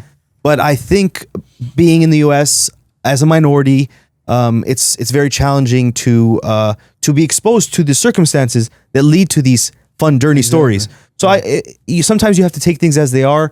It is what it is. If it's gonna be through an app, it's gonna be through an app. Yeah. It's a noble cause, and the tool doesn't matter to me. So long as the Put up the paid partnership from Salam. if Saddam's and Muz, yeah. Yeah. So, sorry to put you in this whole like. No, I'm good. I think what we're forgetting though too is maybe God's preparing your girl somewhere right now, man, and he's sir. gonna bring her at the right time. Yeah. You know what I mean? Yeah. Like Modey's saying he's on his grind mode. But if the perfect woman is in front of him, I'm sure he's gonna Exactly. pursue He'll and capitalize. make it happen. Yeah, I'm not looking exactly. actively That's looking, facts, you know? bro. Because that's how I feel about my wife too. You know, like it was all lost timing. You know, what I'm Yeah. saying? So what I would do on your end is just keep it in your prayers. Yeah. You know, like just ask Allah to guide you to the Yeah. right one, the one you're God meant to be willing. with. It's gonna Inshallah. happen out Yo, the blue because you can find, mashallah, like I said, bro. You're a good looking guy. You great. That like just great person, well-rounded individual Thank you. I keep saying. overall. Yeah. You know, so you don't necessarily need to go and try too hard. You know what Yeah. I'm saying? But what you end up with when you even if it's not trying too hard, it might be a waste of time and heartbreak for you. So if you ask Allah to guide you in that direction, you will get it. You know what I'm saying? Facts. Hey, yeah, shout out to Leo, man. Thank you, bro. Definitely. If any beautiful women that have those values that Taha mentioned, feel free to hit him up. Yes, link is in the description. and you'll be going through a vetting process by the Pure Brothers to make sure you absolutely the only way you are worthy of Leo. Oh man, King Leo. Thank you so much, bro. I appreciate you, bro. Of course, my brother. That means, and I honestly, guys, for a lot of people, mentioning this pursuit is an insecure attempt. Like, why are you talking about on a podcast with four gentlemen your pursuit for a woman? But again, just like we were talking about sharing experiences in which we failed in life, I want to share with people that like it's all right to talk about things you need if it's a noble cause and you're honest about it. Like, I'm not a guy that messes around. I could be dating. I could have gone through 14, an enormous number of women in the past how many years. I could choose that path, but I didn't. And I take pride in being someone who pursues relationships in an honorable way that preserves her dignity and makes sure that we're both intentional. And just like I'm an artist with my camera, I'm an artist with my interactions with people. I'm an artist in the way I choose my potential spouse. I'm an artist in the way I choose the mother of my children. So I want anyone out there who feels the need to find somebody, don't worry about the way you go about it. You're not going to look desperate. Say what's on your mind, share it with people that you love. And I'm surrounded by brothers that make this a comfortable conversation. If I was with someone else in the room, this may not be something that I'd be comfortable sharing. You know what I mean? Yeah. So this is something. Of course, brother. Of course, man. That's like, it's organic, like the whole conversation, everything just came up organically. Like, you're putting yourself out there. You know what I'm saying? It's better than not. Like, you never know. Someone from our fan base might hit you up and be like, "Hey, I'm interested." Like saying, period. It's not even that you need them to be. It's just like you're putting yourself out there, and you should put yourself out there for everything you want. And need in life. Thank you. You know what I'm saying? Thank you. You put yourself in a position to win, man. If you're just sitting back and just like, that's how life works. I run into a girl today, and like make if it clear, he man. Never mentions it, and the Pure Brothers find a candidate, but they don't know that you're looking. They will never introduce you to her. There you go. Yeah, you so never you know, have man. to say it out there, man. 100%. You never know, man. That's crazy, Yes, bro. Mashallah, man. You soon we're gonna hear some good news. Inshallah. Inshallah. Guys, I think groundbreaking episode. Yeah. Yes, sir. We went spiritual, we went business, we went connection, we went celebrity experiences. I think we took people on a roller coaster today, and we've explored the depths of people's emotions, whether it be connection to God, longing for the greater things in the world, whether it be the importance of looking good, being artistic, going through pains and suffering in life, the importance of brotherhood. Like, this is a podcast for the books. I really appreciate you guys for being on, and we're definitely gonna have this again. What do you say, Sergio? Yeah, I love to see you guys each time you guys reach a new mountaintop, man. This is amazing, and I wish you guys the best of luck. Yes, sir. Thank you, man. We're gonna stay connected. Any friend and brother of Leo's is a brother of ours. So I appreciate that. Guys. Anything you need, we got you, man. And we appreciate you guys for having us on. Leo, thank you so much again. It was a great time. I'm glad we got to organically just conversate, and just talk about all these different things. And man, it was a vibe, bro. We got to do it again for sure. Yes, sir. Thank you guys for having us. Of course. Absolutely, brother. Thank and you. And the way you guys Yes, use sir. your guys' business name, it's no pun intended, pure perfection. It's Yes, pure sir. perfection. And we didn't even talk about the origination of that name and where that came from, but that's for another episode, man. That's another one. Stay pure, the pure way, man. Follow us on Instagram at Pure Taha, PUR3 Taha. And it's Modey. Yes, Yo, sir. it's Our Modey. Instagram is Pure Branding, PUR3 Branding. Yes, So sir, yeah, yes, just sir. to emphasize, the E of the pure is the number 3. So Yeah. PUR3. Yes, sir. Yes, sir. Yes, sir. And thank you all for watching, and we will catch you guys on the next episode. Yes, sir. Man. My brother, man. What? Yes, sir. What? Sir.